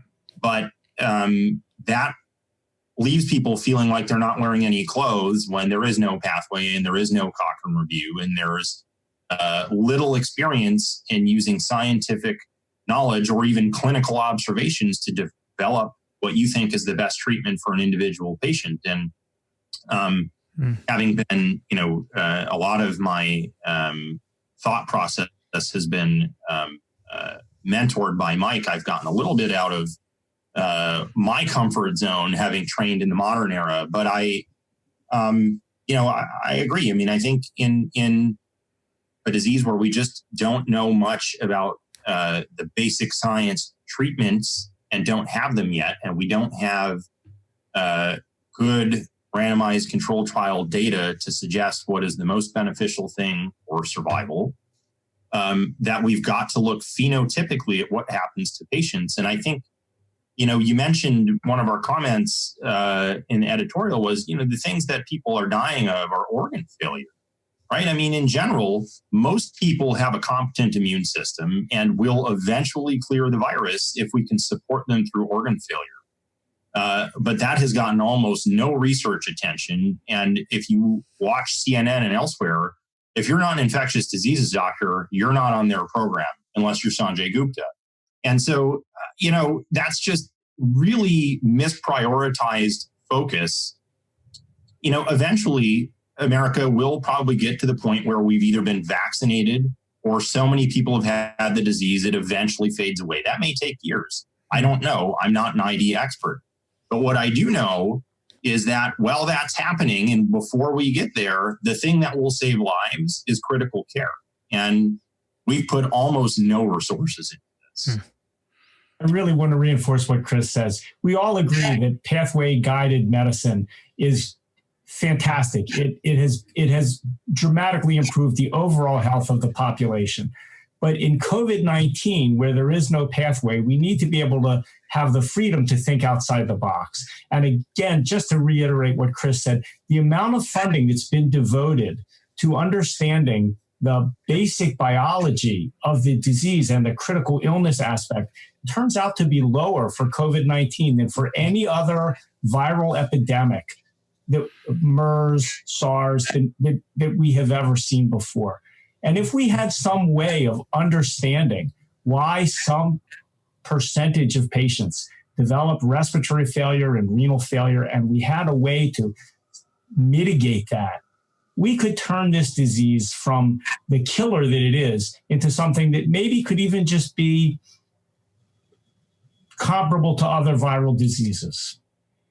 Is this, sorry, Brianne, go ahead. So this question comes from the fact that I teach a lot of undergraduates and spend a lot of time mentoring students. I noticed, Mike, that you have an MD PhD, and Chris, you have an MD. Do you think that any of this difference in focus might be related to the fact that you have an MD PhD, Mike, and that you've taught that focus to Chris? I suspect that's probably the case. One of the things that I've had the unique pleasure of doing is teaching undergraduate biochemistry at MIT for 20 years. And that has, I think, dramatically shaped my view of how we should look at diseases. It's been interesting. I've had consultants in the operating room come in and say, Dr. Yaffe, by the way, you taught me biochemistry 16 years ago. And that's been a lot of fun. But I do think that being immersed in science and trying to walk that fine line between basic science and clinical medicine has been influential in the way I look at how we should treat these patients. And I know it's rubbed off on Chris because it's been an honor to work with him, and I've beaten it into his head day in and day out. We also happened to be neighbors for several years. And so there was a degree of osmosis that was helped through ethanol on Friday nights. Very true. So I'm wondering whether, speaking to this situation of pathways and out-of-the-box thinking, whether once again, in particular in the case of a pandemic, whether part of a federal response couldn't be to have an appropriate assembly of individuals to simultaneously try and develop a pathway on the one hand, while at the same time considering approaches that are out of the box and communicating that to people at large. I think that would be a brilliant idea. You could evolve several pathways simultaneously. You could, if we had an organized approach from the top, you could try having different hospitals try different pathways, assuming that their populations were similar, and see what the outcomes would be. But all of that requires organization, and it requires a level of direction that we just didn't see in this pandemic to date. Not to mention the fact that you're so busy treating patients, right? It's not like you have time to do all that organization. Yeah, there's clearly a need for this. And there are, I think if the dictum from the top was to get it done, there are many people who would be delighted to be involved in making this happen. So what kind of response have you gotten to this editorial? And what kind of impact do you think that it might have? Surprisingly, the response has been very good, and it's been much larger than I ever expected. Eric Topol commented on this in a tweet that became explosive, and I think many people have agreed with it. I was surprised I didn't get some hate mail, particularly from people who are pathway-focused physicians. I think everybody recognizes that there's a need to move forward. How to move forward and how to actualize on the suggestions that we posited or the thoughts that we had in the editorial, it is going to be challenging. And I'm hoping that perhaps the Institute of Medicine or the CDC or the NIH will consider this moving forward. You know, you said at the premise of your question requires people to read, and that's common. Yes, indeed. Well, you know, you said at the top, pandemics are rare. In fact, new diseases are rare, right? But it seems to me that unless we have a mechanism to make the pathways like you've been talking about, we're going to get in the same trouble over and over again. And so this is revelatory to me because I didn't know anything about this, not being involved in medicine at all. But it seems to me that at some high level in the government, this should be taken care of. I don't know who would do this because Tony Fauci's an ID guy. So, you want to not get him involved, but should the Surgeon General be involved in this? I don't know what kind of background they have. Who would do this? I certainly would say that Fauci could certainly do this. Dr. Fauci is a brilliant person, and I'm sure he could lead such an effort. One of the biggest problems in the field of critical care as a whole is it doesn't have the same name recognition as a lot of other diseases. Mm-hmm. We have a National Cancer Institute. We have an Institute for Infectious Diseases, but we don't have an Institute for Critical Care, despite the fact that there's a tremendous number of patients who die in the ICU. And because we don't have a contingency like Alzheimer's disease or multiple sclerosis that are demanding action, we don't have the political leverage that it takes to create a National Institute of Critical Care whose leader could be the person to champion just such an approach that you're suggesting. All right, TWiV listeners. Fall under, there's been a recommendation for 2 or 3 decades now for a National Institute of Trauma. And, virtually all trauma surgeons with a few old relics are boarded in critical care medicine. Mm-hmm. You could either lump it into that institute like you do allergy with infectious disease and make it a National Institute of Trauma and Critical Care, which would focus on these things, or the National Heart, Lung, and Blood Institute needs to stop studying hemophilia with so much gusto and focus on some of these other things. Do any other countries have such high priority trauma institutes? Do you know? Not that I'm aware of. We do have an American Association for the Surgery of Trauma, and we do have a Society of Critical Care Medicine, both of whom have tried to champion this effort to develop a national leadership program in trauma and critical care. I don't know of any countries that actually have something similar to this, but I know that it's been an active subject of discussion in a variety of European countries. Well, our TWiV listeners... America used to be a leader in these kinds of things. Maybe we can do that. It seemed to work pretty well for a long time. Well, our TWiV listeners are very engaged. So write your congresspersons and senators and tell them you want a National Institute of Critical Care, because that's been the key in the serious cases here. It's not just an infectious disease. As you say in this editorial, they're not dying of SARS-CoV-2. They're dying of all these other things that have to do with the things we've talked about today. So pick up your pens. Anything else, Rich, Brianne, Dixon? Go ahead. I don't know if you can do this quickly or not, but one question I had, because you make a point in the article that this disease, let me see, I got a quote here. It's an unusual pneumonia that is noticeably different from other types of pneumonia and acute respiratory disease syndrome. I was wondering if you could elaborate on that, how it's different.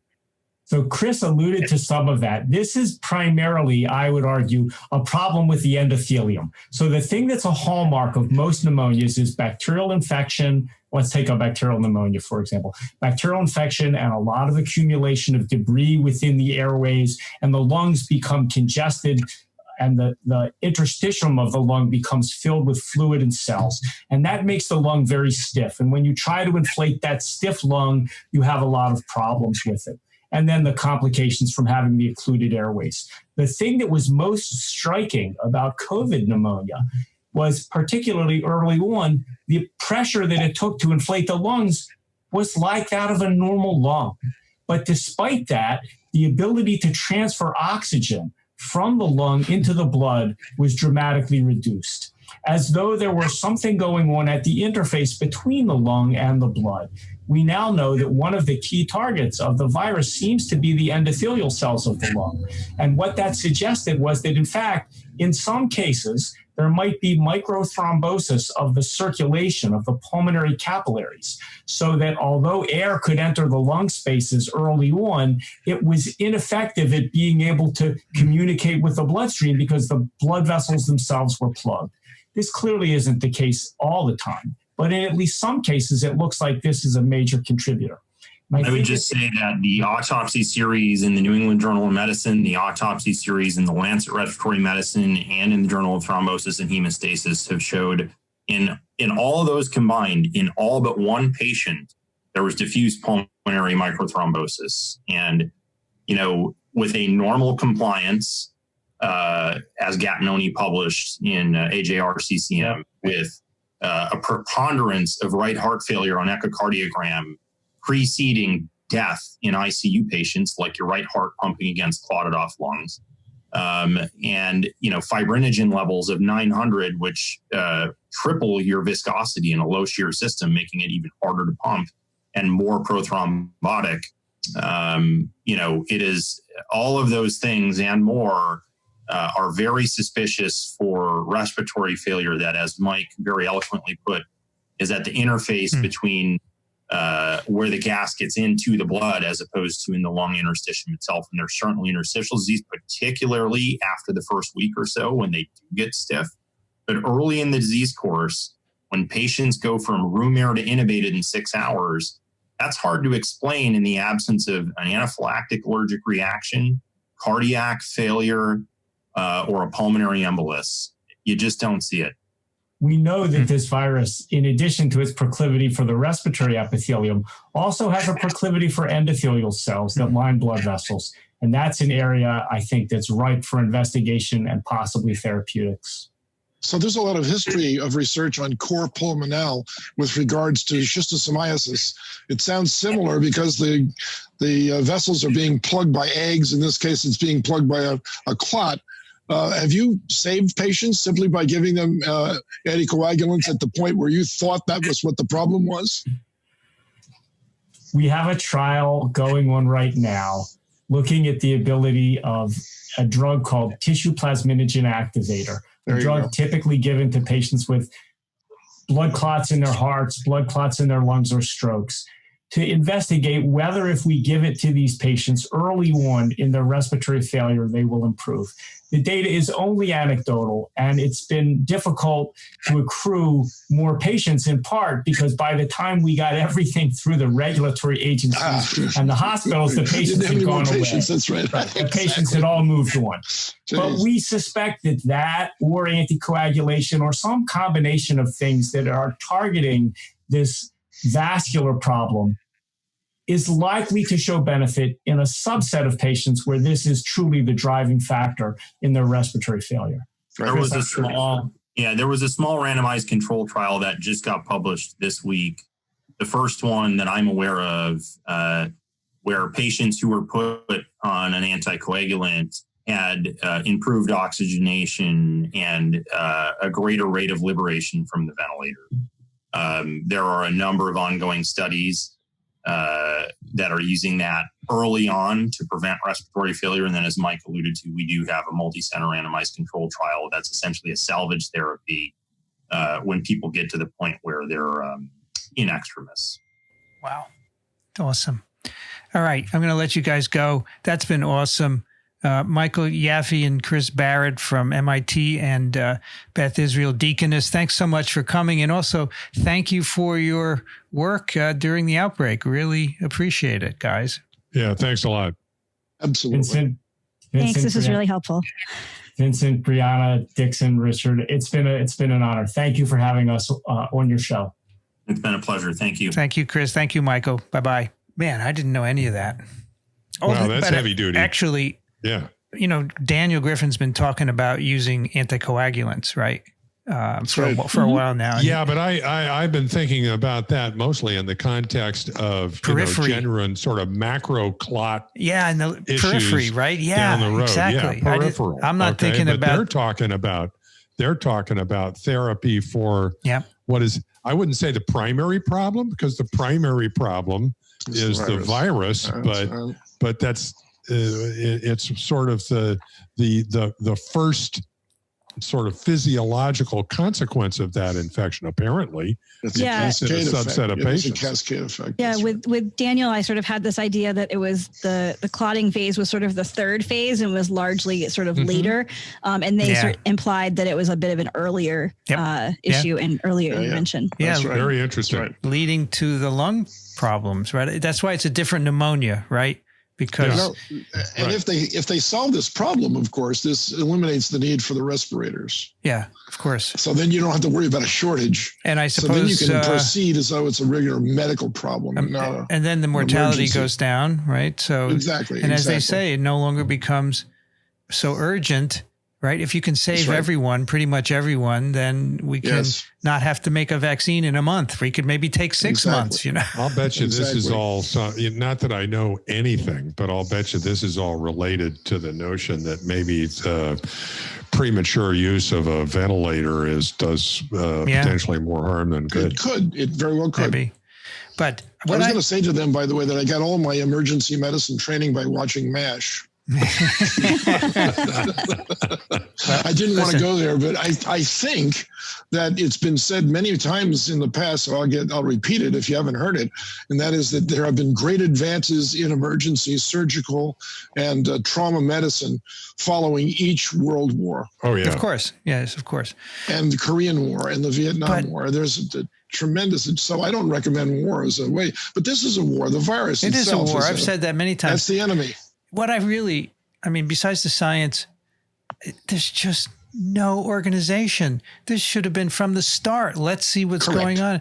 And this pathway, let's make pathways. And I bet every insurance company has their own pathway and they compete, which is absurd. All that matters is people living, for God's sake. Right. You're right. Yeah, it was really nice to hear the points that were made in the editorial sort of expanded. Yes. So that Absolutely. you could sort of fully understand the things that were not in my typical. Yes. I didn't. I always also enjoy putting a face and a personality to it. I'm impressed with the passion from these guys. Absolutely. Right. Absolutely. These guys are Fearlessness. These guys are people really were walking into a room filled with sick people. They didn't know what was causing it. They didn't know how it was communicated. They had no idea of whether they were going to catch it themselves. And these so guys, barrier medicine. These guys are rules. smart too. They're really smart. And they're smart. Yeah. And they're smart. Wow. That's right. So that was science driven. Chris's history is fascinating. Yeah, it is. Yeah, that's right. He was that's a paratrooper for a while, and then they told him, don't bother going to school.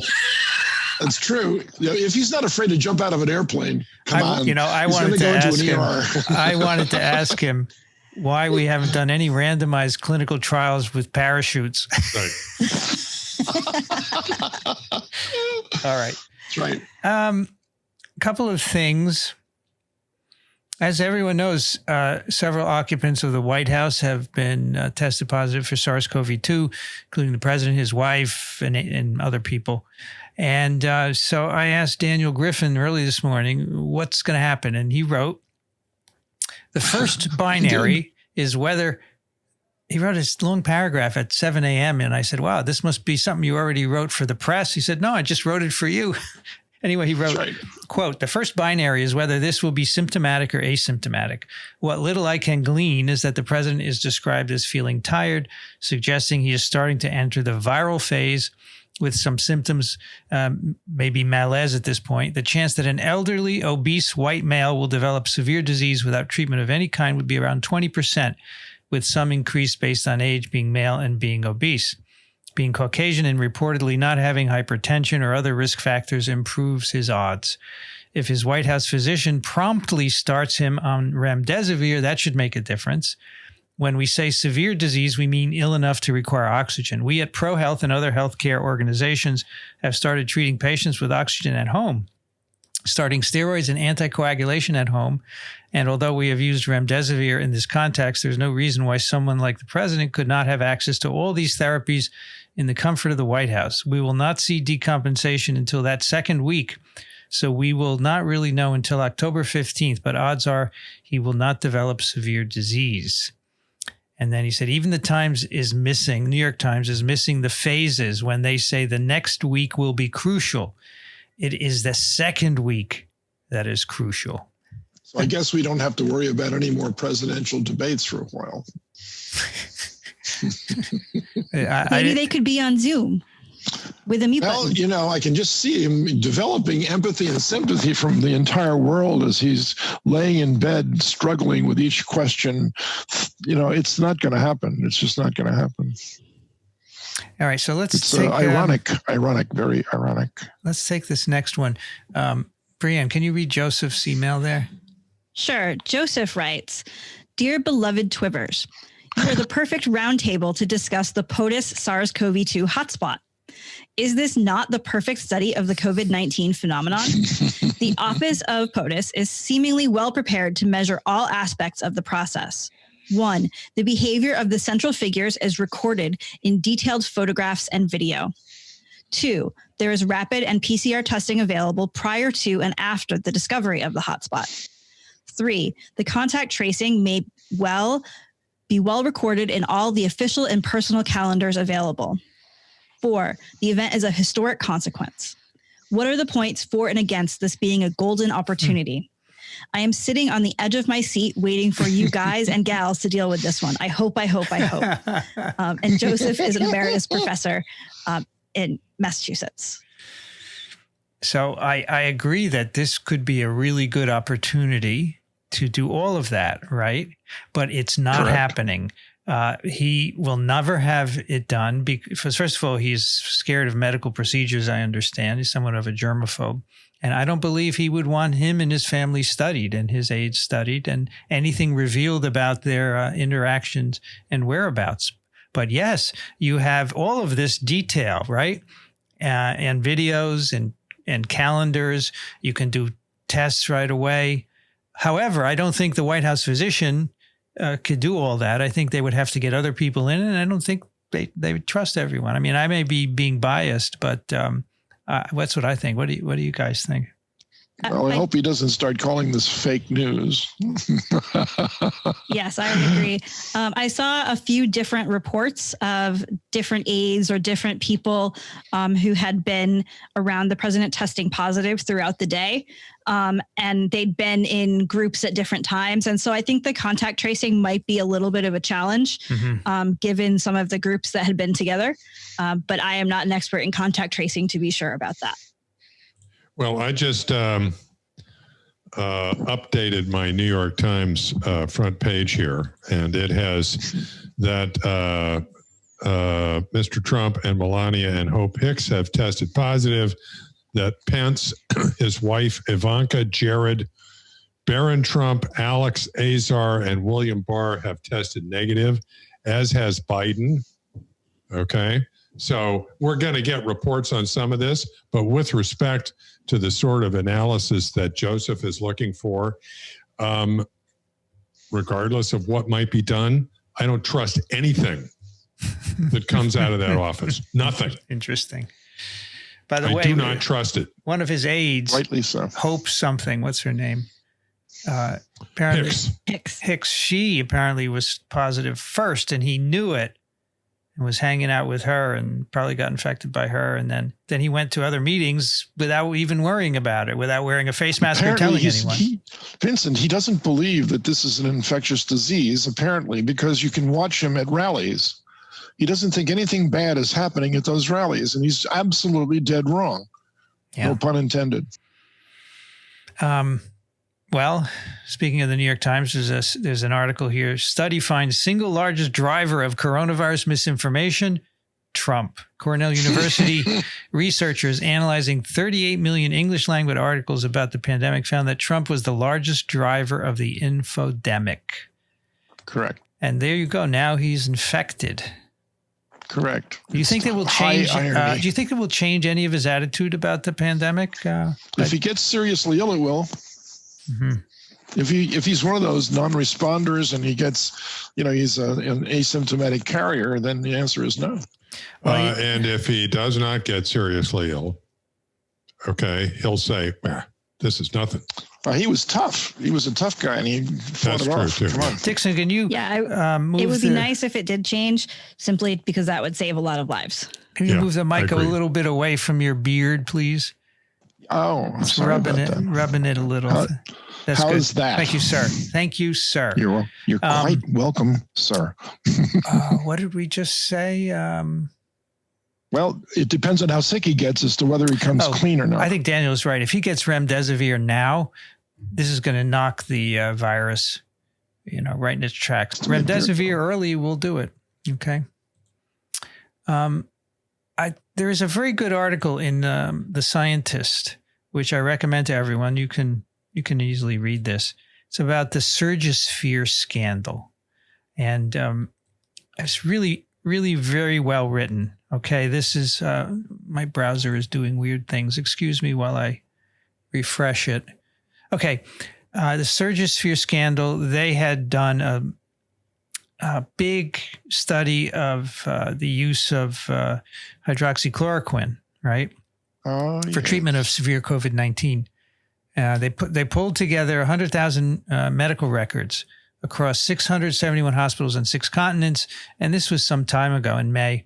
And based on that report, Trump said we should use it, and people started using it. And it turns out that whole study was bogus, most likely, and they've investigated it. This company is pretty weird. It was started by a surgeon, apparently, and had various incarnations, and then it did this big study. And so basically it's been accused of fraud. And this article details it. I don't want to go into the details, but I highly recommend it. Central to this, and this was news to me, central to this is what he calls a proprietary patient database. Yeah. Proprietary patient database from which he drew all the data for his conclusions. And the people who initially raised a flag about this said, wait a minute, there isn't enough data in the known universe to populate this database in the way he says it's populated. Right. That's right. And the thinking is now that, in fact, the whole database Bogus. is fraudulent. It's bogus. Yeah. Bogus. This is just horrible because this is people's lives we're dealing with.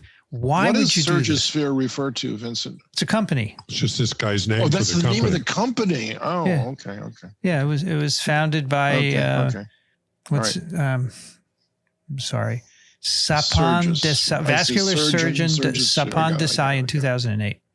Initially produced textbooks and later dabbled in various projects, including a journal, before shooting to fame this year with his high-profile publications on COVID-19. So, And he has a very checkered career. Vincent, you have an absolute right to ask, why do people listen to that SHI, what, rather than us? There's no accountability in something like this. We take our marching orders from our listeners. Well, look, if we screw up, we learn we screwed up. We get called out, but also we call out each other if we say something wrong. Of course, and it's transparency that matters most in all of this, right? Yes, of course. So remember, don't trust scientists, trust science. But the other thing is, Dixon, we're not doing this for money, right? No, that's true. We're not being paid. There's no wealth aggrandizement. We're a Surgisphere. Would it matter if we were? No, it wouldn't. But people could then say we're doing it for the money. People would say we're doing it for the money, but that card is gone. They can't use that. Really, right? You can't live on the money that we've generated. Trust me. So it's sad. It's very, very sad. We do it. Well, it's important to remember, as Dixon says, don't trust science, not the scientists, that anytime there's anything like this going on in any area of science, there's going to be a few bad apples. Absolutely. Okay? Who, wind up getting a lot of press because they make a lot of noise and say things that people want to hear. There you go. And you have to learn how to parse the good away from the bad. Yeah, the biggest thrill a scientist should get from making a discovery is the discovery, not from the recognition of the discovery. For sure. And that's the difference between scientists that get carried away with their hypotheses and scientists like Vincent and Brianne and Rich and myself, that we glow when we've discovered something new and you keep moving on. You remind me of that favorite, one of my favorite sayings, I forget where this comes from, is that the most impactful phrase in science is not eureka, it's, oh, that's funny. Exactly. Yeah. You got it. What? I thought it was. All right. Right. I want to discuss briefly a preprint on bioRxiv that just was posted on the 29th of September, which bears on a arc we've had here on TWiV. And the paper is called SARS-CoV-2 D614G variant exhibits enhanced replication ex vivo and earlier transmission in vivo. And this is a collaboration between laboratory Barrick and Kawaoka laboratories, University of North Carolina and University of Wisconsin-Madison. And as you recall, D614 is a single amino acid change in the spike glycoprotein of SARS-CoV-2 that arose early and has since predominated. And it has been suggested that this change causes increased transmission in humans without any biological evidence, I would say. There have been some experiments done in cell cultures. And as Christian Drosten has said, these small changes in cell culture have never been shown to have any relevance to the actual pandemic. But I think this is the first paper that begins to address it. I don't think it proves that this change increases human transmission, but it's certain. And to do that, you need to do experiments in humans, which I'll come to at the end. But this is an experiment in cell cultures, relevant cell cultures, and in a hamster model that are somewhat convincing. They don't blow me away, but they're convincing. Okay, so what did they do? First of all, they look at reproduction of virus with and without this single amino acid change. So they have two SARS-CoV-2 viruses, one with D and one with G in the spike, okay? And they put them in various cells. So first they start with cell lines, right? Which are cells that you use in the lab. They grow forever. They're different tissues. They don't all represent where the virus is reproducing, but they're just standard laboratory lines like Vero cells, which are monkey kidney cells, and A549, which is a human lung carcinoma line. HUH7 is a liver cell line, which, not particularly relevant. Anyway, what they find is that, interestingly, the variant, the titers of the variant are lower than wild-type virus in Vero and A549, but not in another Vero line and the liver cell line. And what they say is that the substitution may modestly enhance replication in some cell lines, and modest is the key. It's very modest in the growth curves, okay? So it doesn't mean anything to me because these are cell lines that really don't bear much relevance to where the virus is in humans, which is mainly the lung, the upper and lower respiratory tract. So then they do a good experiment where they take primary human airway epithelial cells from the upper, middle, and lower respiratory tract of humans. You can do that, right? They have primary human nasal epithelium from 5 different people. They have proximal airway epithelial from 4 people. That's in the middle. And then distal small airway epithelial cells from 3 donors. So you can go into people and pick out bits of their epithelium and put them in culture. You want to do that, Rich? You want to have yours picked out? No. I do not volunteer. I think it's mainly while they're doing other things that they get. I didn't read the methods on that. I don't know what the, whether those are coming from surgical samples or whether people you can actually, without too much trouble, get that from volunteers. I don't know what the source of that material is. Yeah, I believe they come from surgical samples. Surgical samples, yeah. Not Surgisphere, but surgical samples. All right, so the replication in the upper and middle tract specimens is, they say it's significantly higher, but it's really at best a log, 10-fold higher. It's not so great, all right? But the lung cells, they're the same. There's no difference in reproduction in the lower tract, which is kind of interesting that whatever this single amino acid does, it's kind of specific for the upper tract. But what I found the most compelling experiment in the whole paper is a competition assay. I love this experiment. Okay. This is a great experiment. Like classic virology. This is Yeah, classic and the way they virology. do it is so visual. I love that. They mix the viruses together and they infect these the middle respiratory tract cells, and then they sample at different times and they see who wins. And they do the winning by PCR, and you can see they have a PCR assay that recognizes the two viruses very visually on the gel, and you can see that whether the ratio is 1-to-1 or 10-to-1, wild type mutant wins. They actually do this by passaging, right? So You pass it, yeah. So they're giving the opportunity. They're giving each virus the opportunity to go through multiple cycles of replication. So that's going to be sensitive to things like spread, or infectivity. Yeah. Now I would like to see them do that in animals. Competition. So Vincent, the basic virology here is that they both attach the same rate to the surface of the cells and go inside, but then their replication cycle is different? Apparently, yes. Okay. And so the mutant wins, it predominates in the culture. All right. And they do some other assays. They look at the morphology. The morphology is similar. The number of spikes are similar. The cleavage of spike is similar.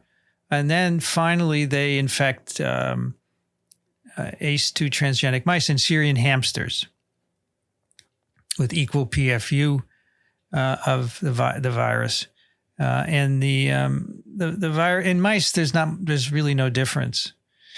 But in hamsters, the animals infected with the variant lost a little more body weight than the wild type virus, but no difference in lung lesions. So they conclude that the change marginally enhances pathogenesis in the hamster, but not in the mouse model. All right, marginally. But then they look at transmissibility. So they have hamsters which they infect and they put them in a cage, and then in the next cage they have an uninfected hamsters.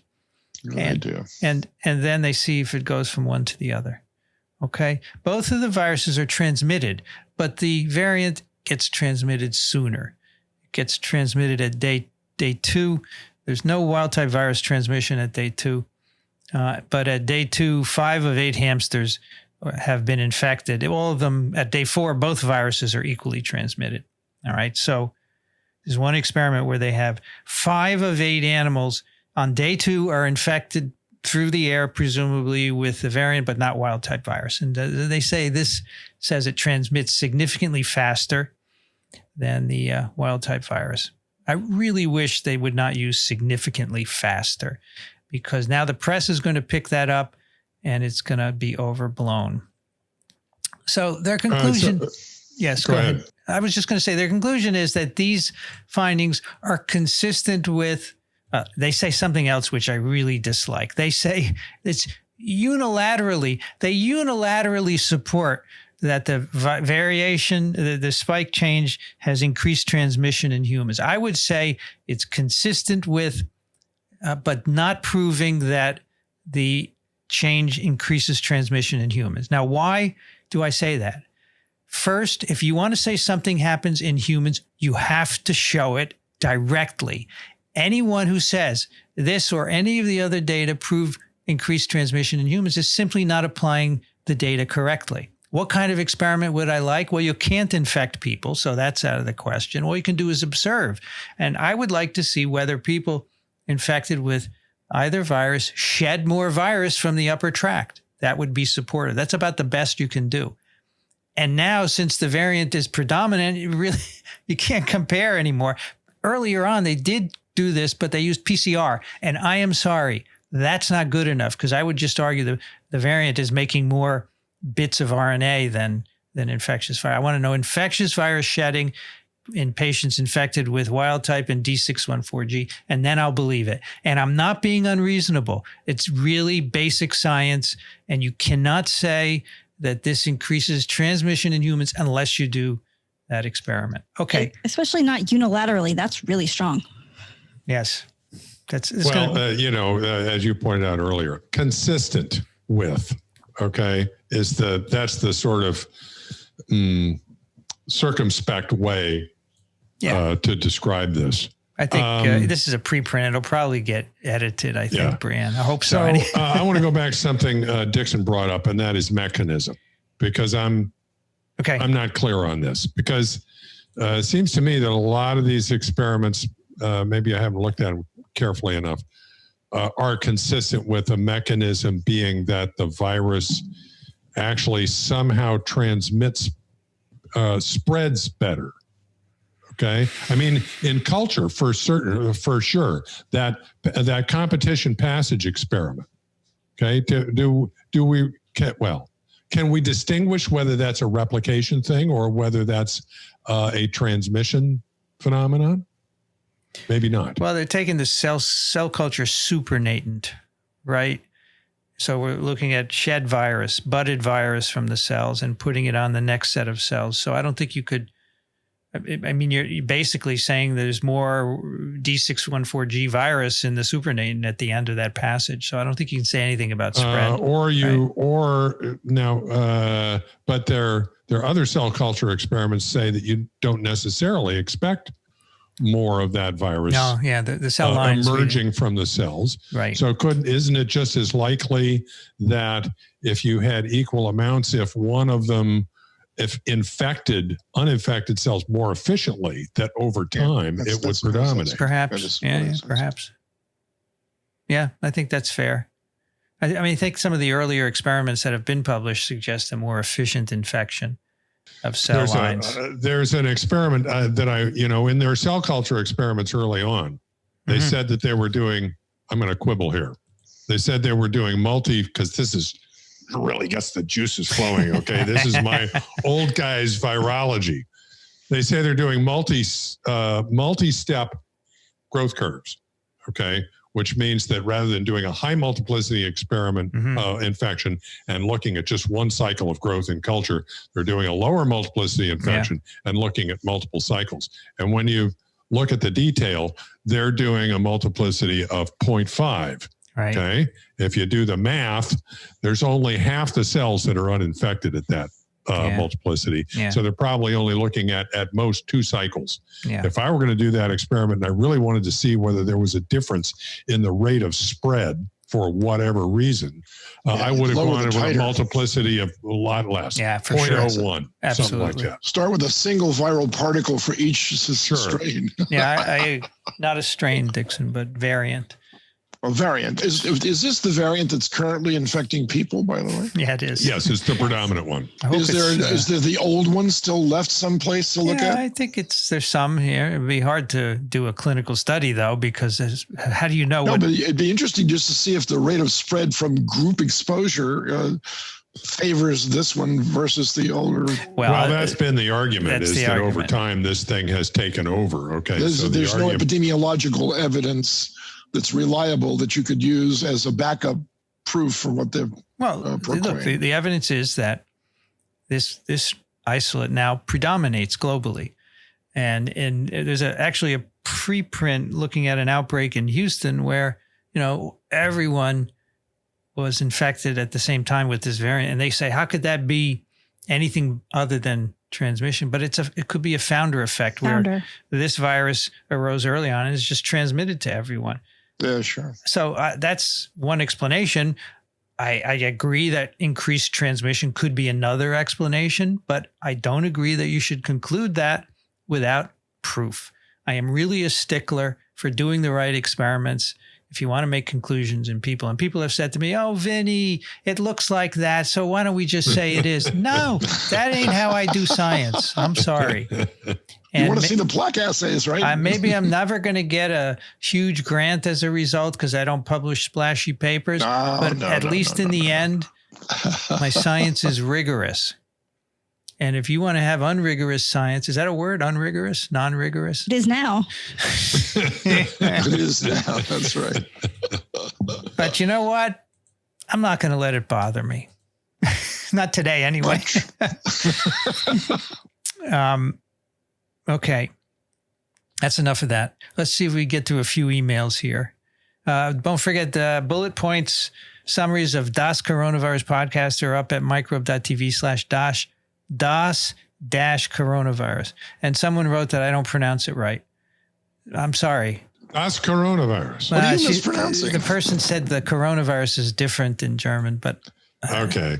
sorry. So, all right. Rich, can you take that first one, Eric? Eric, dear TWiV, thank you so much for adding knowledge and joy to my drive to and from work.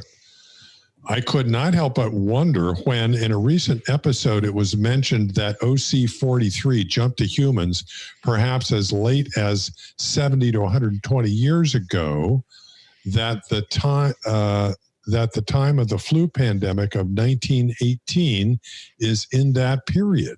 I wonder if anybody's ever looked at if this jump was coincident with the novel flu strain, making it a double whammy. Also, I'll come back to that. Also, with far UVC, I wonder about cataracts with long-term use. Short-term, no damage in the lab, but every day in medical setting makes me a bit cautious for the long-term. Thanks to Alan for the info on vaccines. I gather that was a back channel. I had to give a talk to my office staff about the upcoming vaccines, and it really helped. 64 degrees Fahrenheit, nice outside in Murfreesboro, Tennessee. Sincerely, Eric. That was our vaccine episode, Rich, where Alan and Daniel talked about. Right. Okay. Yeah. It wasn't back channel. No. I'd forgotten about that. You know, my short-term memory is. Let me ask Dixon a question before you go. Dixon, do you know this virus OC43? Do you know where it's thought to have come from? I don't. You can tell from OC. Which stands for. Putting me on the spot. No, it doesn't stand for. But this is Dixon, not Dixon. Daniel. He says he remembers it because it's old cow. Okay, sorry. You're right. All right. Remember it. So, you know, we don't know, but I think that this is a really interesting idea. Yeah. Because, you know, they talk about the 1918 flu pandemic as happening in at least 2, maybe 3 waves. Yeah. And there's all of this talk about, oh, the virus mutated, blah, blah, blah. I read The Great Influenza, and I was bothered by this. And I think I mentioned this on another episode. I actually emailed Terrence Tumpy and said, you know, what about this virus mutating, causing these waves? And he says, I don't really buy it. He thought maybe there was, because at the time this was happening, they didn't know what a virus was. Okay. It was a filterable agent. And there's no genetic data. They didn't know that this disease was actually viral. Yep. We didn't see influenza until 15 years later, okay, in the electron microscope. So they really didn't know what it was. And it's hard, if not impossible, to figure out in retrospect. And so these different waves, Terrence is thinking, well, maybe there was a seasonal influenza circulating at the same time. And so they got sort of mixed up in that fashion. But I think this is a fascinating idea that there was some other agent going on at the same time. Who knows? I mean, the dating is based on phylogenetic analysis of the sequences. So, and there's nothing else. And so it could very well be. It would be a hell of a coincidence. It would be. Don't we have cadaver rescued virus, though? We have cadaver rescued flu. 2 samples, I think. From Norway, right? From Army, from the U.S. Army, and from Alaska, I believe. I think one of the frozen samples was from Norway. Think so? I don't know. Because that's the one I thought they engineered to show the virulence of the virus, I thought. Yes. I mean, there was rescued virus and a bunch of different studies to look at its virulence. But in order to really answer these questions about what happened during the pandemic, you would need a lot of documented samples from people who died at different times during the pandemic and compare them genetically, blah, blah, blah. And that just doesn't exist.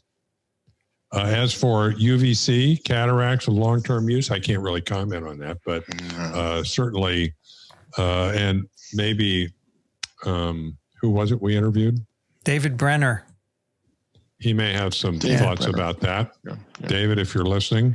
Yeah, I have to ask him about that. And then we've got a bunch of questions about people are worried about losing their skin microbiomes. Actually, that's the next one. It was from hand washing, though. Dixon, can you take Connie's, please? I could. It would be a pleasure to do so. Connie writes, "Hi, TWiV crew. In episode 666, that's the Devil's episode, by the way, you discussed the use of far UV 220 nanometer lighting for sterilization. This is only the second episode I've listened to so far, but I'm already hooked.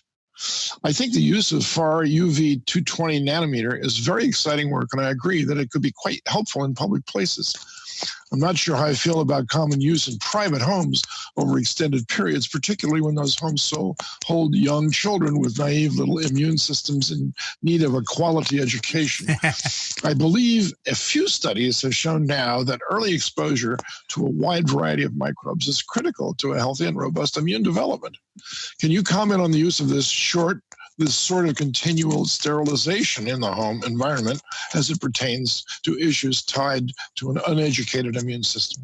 I'm sorry, can you also, stop a second? Lines, microbiota. Dixon. You want me to stop here? Yeah, no, I want you to move your mic away because it's crackling.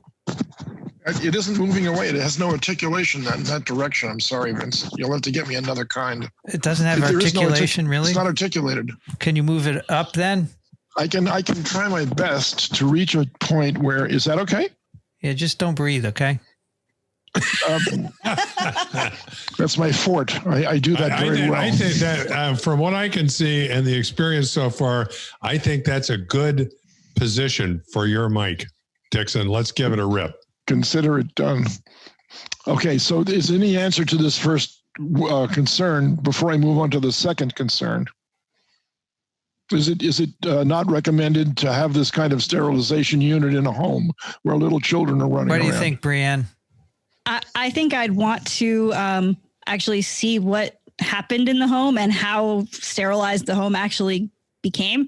I'm not, in general, I don't get terribly worried about things like this in terms of completely sterilizing and giving an immune system little exposure. I'm pretty sure your immune system gets quite a bit of exposure. I suppose if the sterilization was amazing and got rid of absolutely everything, then I might worry. But I'd want to see some data on that before I started to have a problem. I don't know if so, Brianne, this brings up the whole hygiene hypothesis thing, right? Exactly. Yep. Exactly. Which is that if you grow up in too sterile an environment, there's a problem. Can you give me your perspective on that? Sure. So most of the data on that is sort of some epidemiological data that let's see, older children. So the oldest in a house is more likely to have allergies, presumably because the house might be cleaner for child number one than for other children. If you go to daycare, you're less likely to have allergies. If you grow up on a farm, if you grow up with a dog, I think there might be some other things. Most of the sort of other evidence has to do with comparing different countries and the rates of allergies in those countries. And usually those can be tied more directly to parasite infection. So there are a couple of different sort of immunologic mechanisms that people talk about with this. None of them are sort of, in a situation where you're going to have absolutely no microbes out there. than others. Most immunologists I know, when someone has an allergic response, usually make some joke about how their mom didn't let them eat enough dirt. But that's really where this whole idea is coming from, are some of these epidemiological studies associating allergies with kids in different types of situations. I mean, I've always figured that there was a selective advantage that crawling was selected. Okay. Because the kids crawling around on the floor and sticking their fingers in their mouths. And I think that's just, you really need to do that. I think that could be possible. I don't think that these UVCs should be in homes. I don't think that's where they're going to be used. They're going to be used in public places, right? Because right. in your home, it's just you. So if you're infected, you should stay away from the rest of your family anyway. So I don't think that's an issue. I would want to use one of these in public places that I'm worried about. Yeah. So I don't think it's for home use. I'm not so worried about my home. And I doubt it would sterilize your home. And anyway, you're going to go outside. And exactly. I'm not sure the home is such a factor. And, you probably wouldn't have one in your toilet. And that's filth. I don't think this is an issue, frankly. No. I really don't. No. Okay, continuing. Also along these lines, microbiota of exposed skin surfaces would presumably be affected. I believe skin microbiota may be important in education of the cutaneous immune system, not to mention the role of a healthy skin microbial community in inhibiting colonization of potentially harmful visitors that would love to set up residence. Presumably, skin surfaces protected by clothing would not be affected, and so one might argue that sterilized areas could easily be recolonized.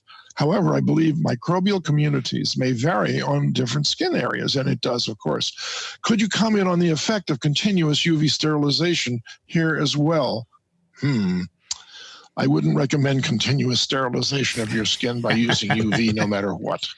I mean, you're going to induce skin cancer this way if you use the wrong UV, and if you use the other UV that David Brenner recommends, it's not going to do anything basically, except in that particular area, it'll get rid of the microbes, but they'll come right back as soon as you stop the UV radiation. So I think thinking about home use, I agree with Vincent entirely. I think it's probably not a good idea. I will ask David about both of these, cataracts and skin microbiome. See what he has to say. There's worse hazard of living in Denver than there is using UV for cataracts, by the way. But again, I don't think this is for home use. Can you show us where is yours there, Brian? Where is your UVC bulb? I do not have a UVC bulb, but I would like to have one when I'm on the train. But that's it. Surrounded entirely by a UVC bulb. I like the elevator idea. Elevator's good. Or on the airplane. Elevator, Penn Station, train station, subway stations, subway cars, brief exposures. But mainly, when people are not there, they're shining all night long and they're irradiating, right? That's the point. Right. All right. Igor writes, Dear Vincent and friends, regarding your discussion of the Russian SARS-CoV-2 vaccine, I want to make 3 comments. First, you did not emphasize this, but the trials described in the Lancet article can hardly be described as phase 1/2. I agree, but that's what they did. They described it as the liquid vaccine and the lyophilized vaccine have to be treated as different products because they follow different manufacturing processes. Thus, one should not bundle the results of the two together. And the actual trial of each vaccine involved not 76, but only 38 people. Of these 38, 9 received Ad5, 9 received Ad26, and 20 received both. Authors call the first 9 N9 as phase 1, but that is not accurate. Since their final vaccine product has both Ad26 and Ad5, these first 18 people should not be called phase 1 trial of the vaccine. The 20 people that got both Ad26 and Ad5 are the true phase 1 participants. To be clear, the vaccine was, quote, licensed, unquote, based on the data from these 20 volunteers, which barely qualifies as phase 1 and is certainly a major stretch to be called phase 2. Second, You were not sure what were the issues raised about the data in the Lancet paper. Here's the link to the letter to the editors with these concerned.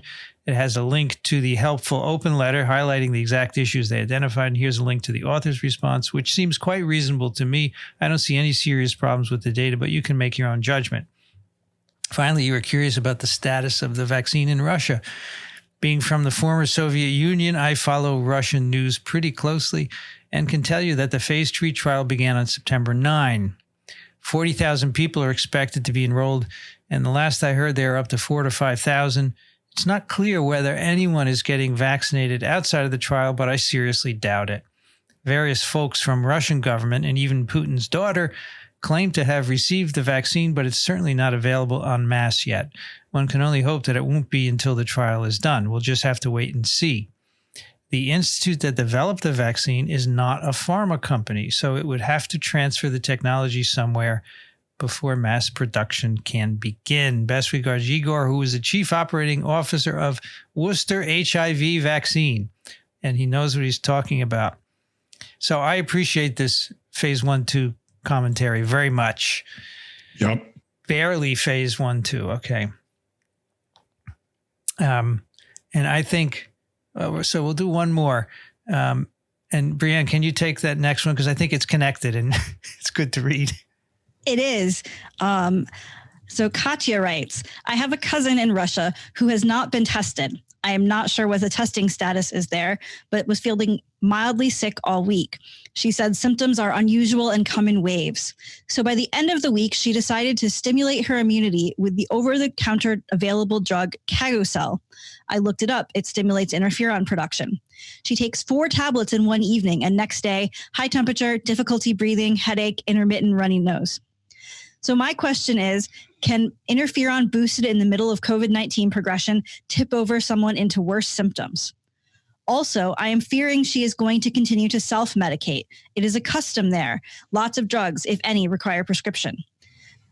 So far, I suggested to limit herself to vitamin D and paracetamol. Thank you so much in advance for your response. Really appreciate your time. Interesting info. I asked my cousin why she wouldn't take the Russian anti-COVID vaccine. She said only those who are willing to commit suicide are taking it.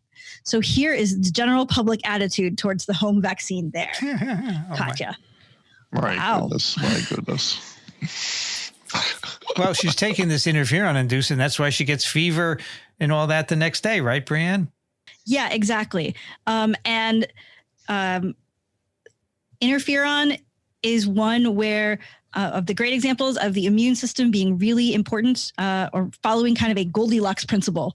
Too little of something is not great. Too much of something is not great. It has to be just right. And so could I imagine something going wrong by taking too much of this interferon stimulation drug? Yeah, definitely. And I think there's been some literature in the past week making it really clear how interferon has to be just right.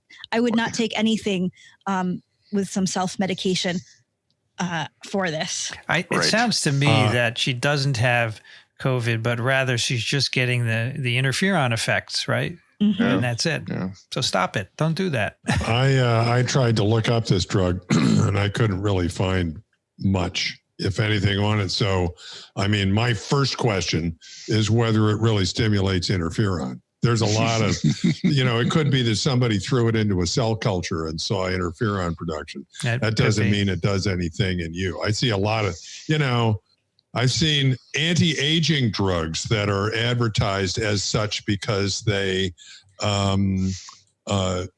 inhibit telomerase, in cell culture, right?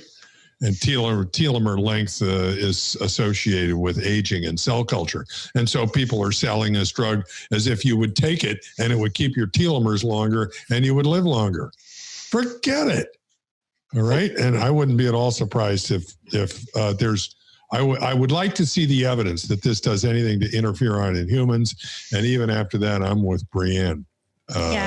Don't mess with it. I also am not really sure whether your cousin had COVID in the first place. Right. So I just wanted you to hear that they're not touching it in Russia. Well, at least her friend isn't. One person, who knows? All right, let's do some picks. Dixon, do you have a pick for us? I do have a pick for us. It's a reiteration of something we've talked about ad nauseum, and that is why masks are necessary. This is why we should wear masks.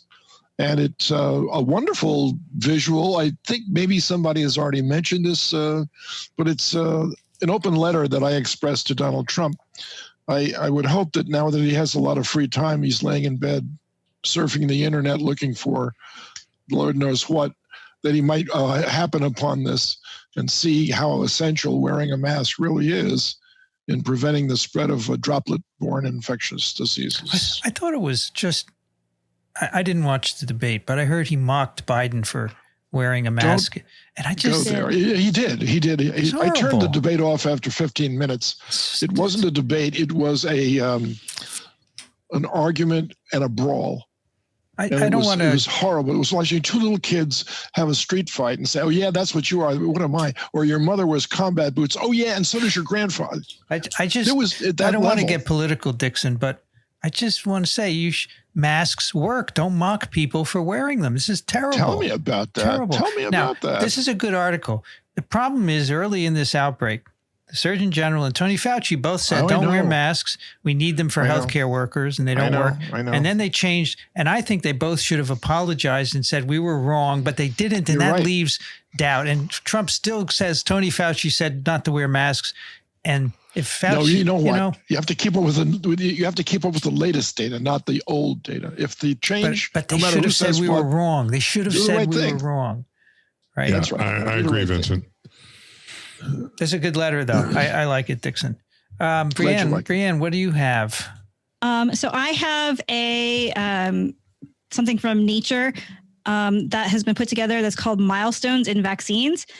So there is a nice timeline on all sorts of different sort of parts of the origin of vaccination and when different parts of vaccine production happened. At the top, there's also a link to some multimedia little videos and some articles about some of these different aspects of vaccination. But I think that this sort of brings together a whole lot of information about vaccines that I find really useful to talk to people about. It's great. This is really nicely done, Brianne. I like this. They kind of got everything that you really want to talk about all in one place. And they have a picture of Jonas Salk. It's in color, which I haven't seen many colors. But he's holding a flask of cells and he's touching it so gently with his two fingers. It's great. It's obviously posed, of course. I like it. It's cool. Nice. Yep. Rich, what do you have? Real simple. I have fabrics or wallpaper. Whoever uses wallpaper anymore, but wallpaper that you can buy with designs by David Goodsell. David Goodsell is a science illustrator who capitalizes on the atomic structures of various things and makes nice illustrations with these atomic structures. And of course, they make for great patterns. And so you can get either fabric or a wallpaper that's the crystal of a nucleosome, crystals of DNA, insulin, HIV capsid, ferritin, prions, whatever you want. I searched. He's also got a coronavirus one. Oh, good. It's very nice. Excellent. And Rich, speaking of wallpaper, there you go. That's my home office. Ooh, that's wow. wallpaper. I don't really like it, but you might change it now. I'm not sure it's worth changing. I don't know if I'm going to be there forever. You're grumpy. Okay, grumpy is good. No, I'm not grumpy. I'm not sure it's worth changing. It's hard to. You got to strip it off. I don't think it's good to paint over it. Yeah, you're right. It's steaming. You got to. I have spent many hours of my life removing and putting up wallpaper. Yeah, I'm done with that. Yeah, we have done it before. I think I'm not sure we put that up, but we've put other wallpapers up, and it's hard. That's a tough job. You're right. It's hard to line it up, especially a pattern. Yeah. I have two small picks. First, the DOS coronavirus transcripts. I want to make a formal pick. These are being done by Irina Yakutenko. Probably not pronounced right, but I try. Yeah, she is a science writer in Berlin who seems originally from Russia but can speak German, and she listens to his podcast, Christian Drosten, that is, and then she makes bullet points. So there you go. We appreciate that. There's also a link to the original transcript in German, which if you open in Chrome will give you an automatic translation, and then you can read it, although it's a little wonky, but it's okay. And then we have a new t-shirt design at cafepress.com/TWiV, which says, "Keep your politics out of my science." And that was made by Eric, who made the, what is the thing about miasma? Cloud of...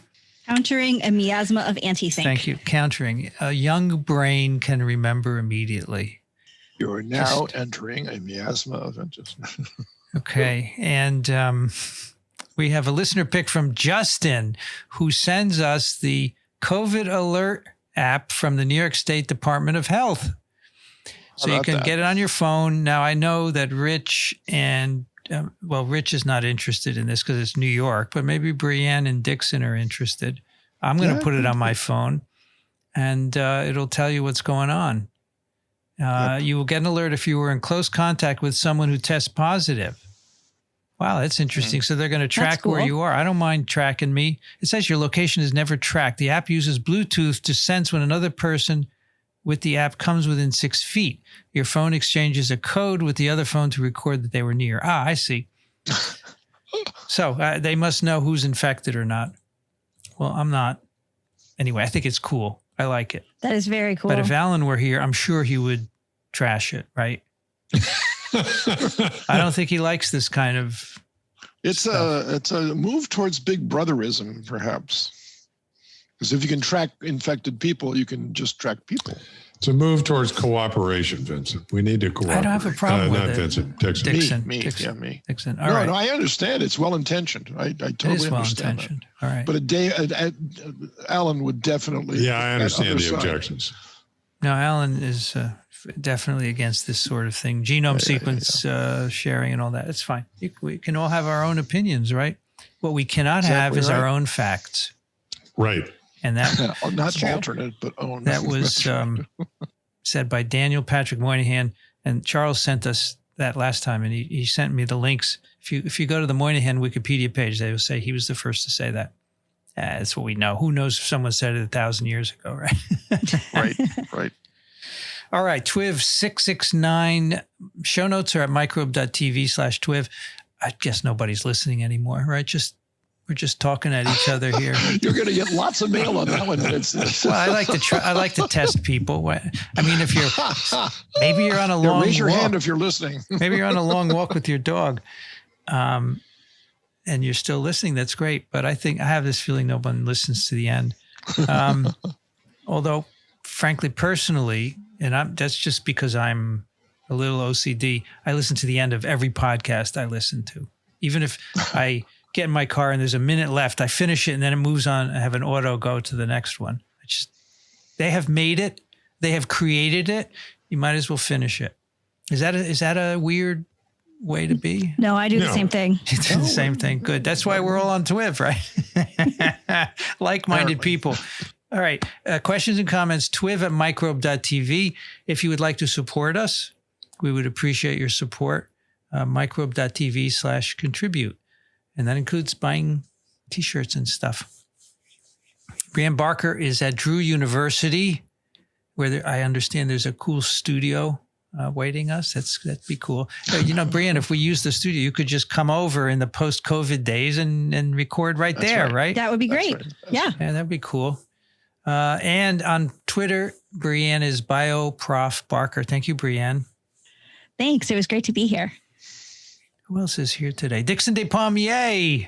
I'm here. He's at Racaniello.org and the Living River. Is it .com or .org? I don't remember. I think it's .org.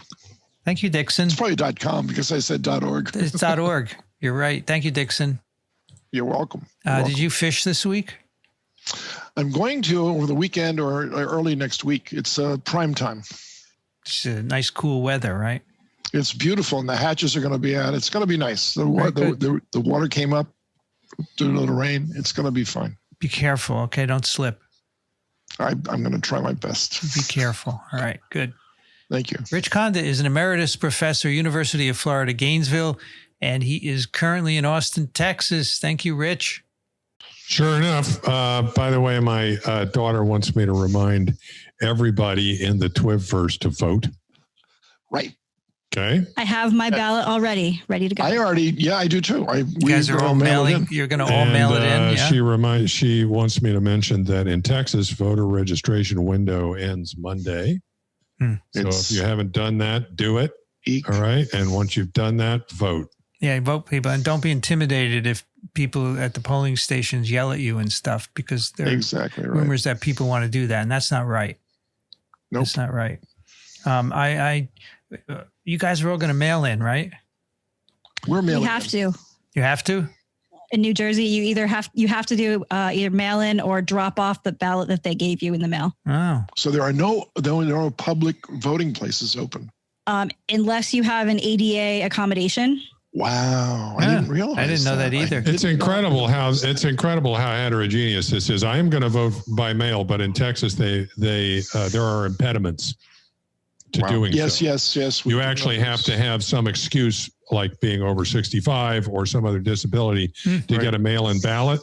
You can mail it in, okay, but you cannot drop it off at any place but your county's one voting sort of Ours is like that too. Ours is okay. Like that. They're throwing up roadblocks to this. However, on the other hand, I have noticed, this is really interesting. The Texas, there's a Travis County at least, voting registration site is actually quite good. And if you go there, you can log in with your information, and it gives you all of the information about, first of all, whether or not if you're registered. If you're not registered, it'll tell you you're not registered. If you are, it'll tell you all the information about your precinct and who your representatives are and everything else. It gives you a formatted sample ballot that's balloted for your that's formatted for your precinct. And I've also discovered that it tells you, 1, whether or not you have requested a mail-in ballot, 2, whether or not they have yet mailed it to you, and 3, whether or not they have received your ballot back. Okay. So there are elements of the Texas voting system that actually are quite well formatted and work quite well. Good stuff. Well, I'm pretty sure that nobody from Texas is still listening. Oh, no. We have quite a fan base here. There's probably at least 2 or 3 people in Buda. I was just going to say, you think Griffin Springs, we mentioned them once, so I'm sure they're there. Maybe Neva and others. I'm just provoking, I'm just provoking. Yeah, just vote. I'm Vincent Racaniello. You can find me at virology.blog. I'd like to thank the American Society for Virology and the American Society for Microbiology for their support of TWiV, and Ronald Jenkins for the music. This episode of TWiV was recorded, edited, and posted by me, Vincent Racaniello. You've been listening to This Week in Virology. Thanks for joining us. We'll be back next week. Another TWiV is viral.